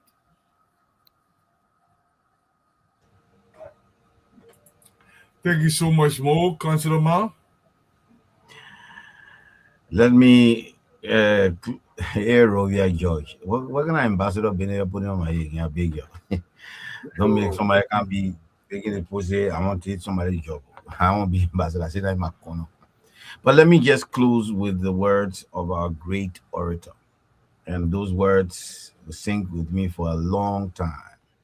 And Dr. Brewer, and he says, and I quote, "No nation should be judged solely by its darkest hours. The true measure of a people is not whether they experience hardship, it is whether they find the courage to rebuild." Liberians, let's find the courage to rebuild. Thank you guys, and I look forward to seeing you all tomorrow. Have a blessed evening. Shalom. Thank you so much. No nation should be judged by its darkest hours. That's Dr. Brewer. Cole, I don't get nothing from you, which I'm happy about. Thank you so much.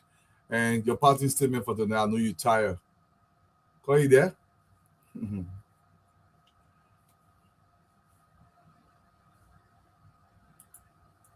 Hello? Can she hear me? Cole, can you hear me? All right. Sorry, I was just wrapping up. Okay. Yeah, so I don't know why you kept me on here last and let Ambrose go. And it's early where Ambrose is.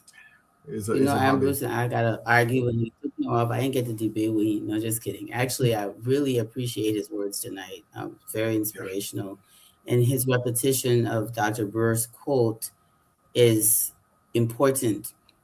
We have a habit in Liberia of quoting people outside of our nation.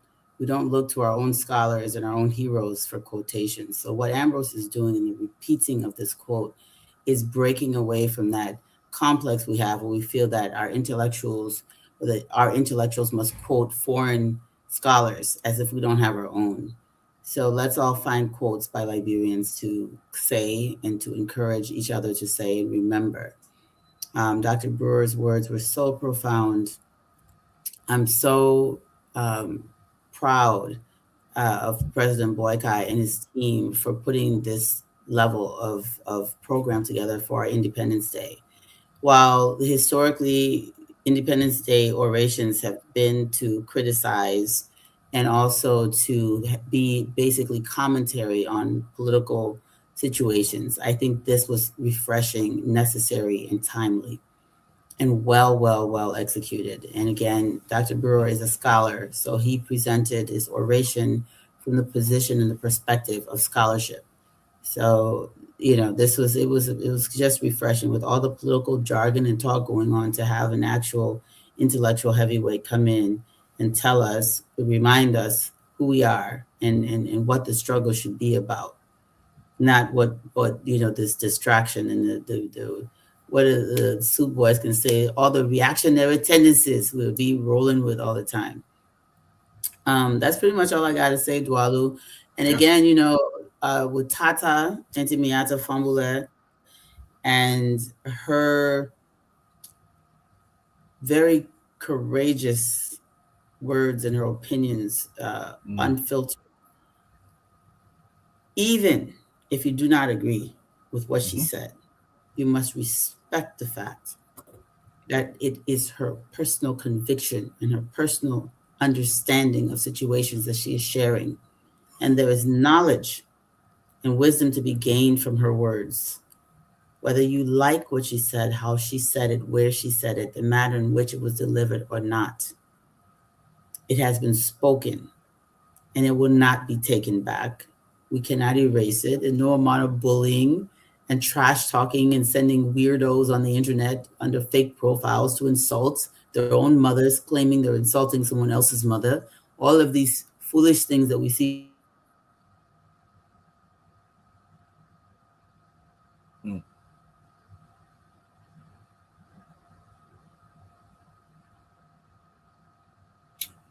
Okay. And Auntie Miata has a skin as thick as elephant hide, if not thicker. And many of us, and also she has a whole army of people she's mentored. You come after her, you're coming after Soup, you're coming after so many people. Y'all need to stop. You need to stop. Yeah, you can't hit iron with a soft fist and expect to win. You're not even on her level, and you can't even take on her little peons like myself. Then that she the one y'all want to take. Y'all get up from here, man. You're not even able to meet at me. Are you able? So I just let people talk, let people have their opinions, and for that sake, Kukalasco Peking, that old Peking, I call him old Peking, cause you old. Yeah. Old Peking like Sekou Kolasco. 50 some more years old, you sit in a handbag carrier. You're one of the people that embarrassed George Weah. You're one of the people who exposed George Weah. You lifted the chicken feathers from the back for people to see what were under there.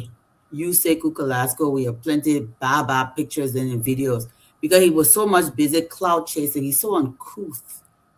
He's so uncouth and inappropriate.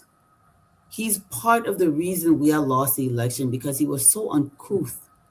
He was so much of a grenade, untrained person. Yeah. That one even dumb too. But even without that, his goofiness.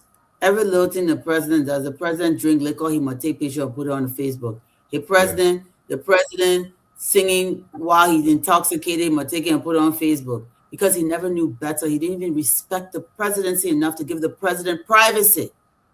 He did not know better. To even give the president privacy. Because he wants to show people he around president. Yeah. That the president might not have private moments. He must show people, I dare with the president. You see me, I'm a president. And you disgraced the Pape when he was president. You disgraced George Weah when he was president. Because you didn't have the understanding of who and the power you were standing next to. Because you didn't belong there. You didn't even understand what you were doing. You thought you were promoting a man. You were embarrassing him with your childishness, bringing all kinds of scandal upon the man. You are the one. It's not Miata Fambula that disgraced George Weah. Sekou, it's you, Sekou Kolasco. Running around with camera everywhere the man went. George Weah going to the bathroom, Sekou, they're taking picture. You may as well have nakeded our president and put him in the street. Because you did not know what pictures were appropriate to put out in the world and what were not. He's one of the reasons George Weah became a laughingstock in this world. It's because he had people like Sekou running behind him, Sekou Kolasco running behind him with camera everywhere. The president sneezed, Sekou take it and put it on Facebook. The president cussed, Sekou take it and put it on Facebook. He danced booga, he take it on Facebook, put it on Facebook. George Weah fall down, he take it and put it on Facebook. He get frown face, Kolasco put, and not to promote the president, because Kolasco was promoting Kolasco. He was not promoting George Weah. So he didn't care that he was embarrassing the man. Because all he wanted people to see, I'm with president. You see me? That's why sometimes you don't take everybody with you when you go somewhere. Or if you want to carry them, you train them, you teach them how to conduct themselves. That boy didn't know how to conduct himself then. He doesn't know how to conduct himself now. And so all that thing he talking, like, take your mouth, Sekou, from Entemiata. Take your mouth from, you're born of a woman, respect women. Take your mouth from Entemiata and stop sending your peons to disrespect someone that you will never reach your level. And blame yourself for weird laws. Blame yourself. You, some of the things that disgraced George Weah made him to lose the election. You. I don't forget the thing he did with Black Gina, trying to start riot. You know what that boy did? Because he wanna be close to power again. You know what Sekou did? He should be arrested. He should be arrested. The fact that some of those people are still walking free is sad. He got a nerve to sit up and be having commentary on politics. Anyway, you're right. Put up President Boyka's quote here. I don't even know why I'm wasting my breath on that old Peking. Old Peking. You have 50s. I know. The thing is, they're not supposed to be there. Yeah. All of them eating paying Joe Weah. So they think by Joe Weah come out of power, give much. This is what President Boyka said. This is a man with a vision. He said, I have a mission.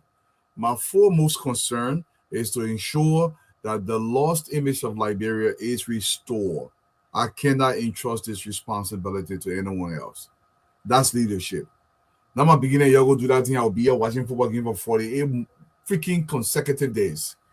He's saying, can I actually entrust his responsibility to somebody else? Imagine, Dwalu, you have maturity, you have class, you have dignity. Yeah. You have experience as head of state after the disaster we went through for 6 years, and people have the audacity to open up their mouth to say, "Oh, we bring George Weah back." You think we're stupid? We're not stupid. Oh. We are not stupid. They will not see. They will see. You sitting down there. Look, let me tell you something. Most of the things that we used against Joseph Boyka, against George Weah to bring Joseph Boyka to power. Most of the things we used against George Weah to bring President Boyka to power were Sekou Kolasco's pictures and videos. The script wrote itself. The greatest asset the opposition had against George Weah was Kolasco.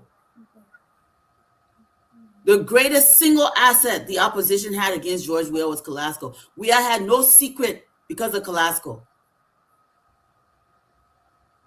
Imagine you president, you ain't get secret because you carry Sekou Kolasco behind you. He just putting you on blast. Clout chasing. Trying to boost your own morale.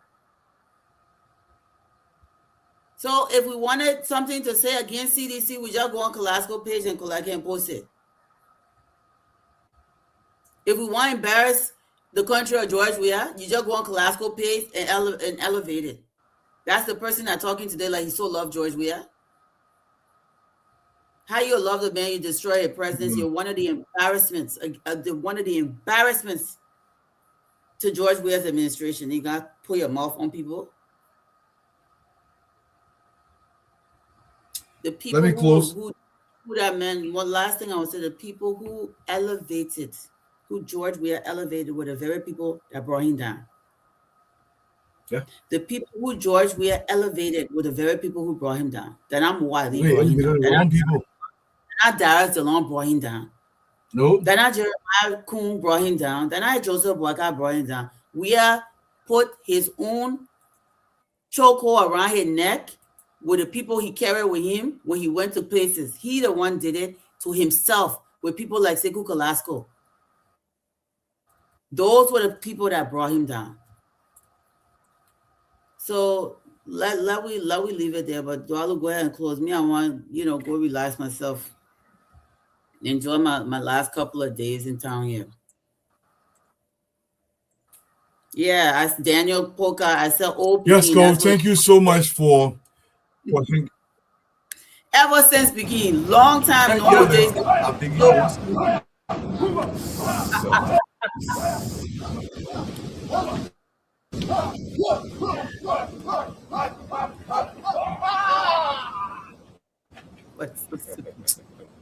Oh, wow. You see that old Pekin? Old play for Pekin. Kolasco the old play for all Pekin. I let you know what's in the country. Look, Labrimpo, God willing, we'll see you tomorrow. But you remember the leadership of Liberia, that non-child's play thing. Okay, we got to take it very seriously. The person got to be prepared to be we're going in from low. If the standard was 4 President Weah, from 1 to 10 President Baka, all the way to 9. We can't go below 9 now. We got to go above now, or at a minimum at 9 level. And President Weah is incapable of getting above 2 level. So we cannot do that anymore. The reason why they continue to pass around more in the country, the only way they can get job. Do you know that most people that President Weah brought into government has never worked anywhere in Liberia or anywhere that paying them more than $300-400 more? They brought it in the power. So they hear things down, government Jordan, they would not taste the agreement. You want to get from our more. Chris will be your more when you're not prepared to. I mean, we said what deputy minister, assistant minister for agriculture, something that require PhD or whatever. The best thing got put to the green garden. This is his claim to fame. Look, go to bed. I'll see you, Mama. And safe flight when you're leaving, hopefully pretty soon. And thank you so much to the audience, man. Yeah, Thank you. It's hopefully pretty soon. I'll be back. The people say when they win, I will not see Labrador for 6 years. So me, I am with him. Now I say again win. Because all I do our own, because me, I see Labrador. Go and see you. Good night, everyone. Yeah. Liberate developing. This is the Class Reloaded, the #1 online show that brings the truth. Showcasing JNB and JKK progress all across the country. The Class Reloaded, we are online every day. Showcasing progress the Liberian way. Well, JMB and JKK, they're making the way. The Class Reloaded, we're shining today.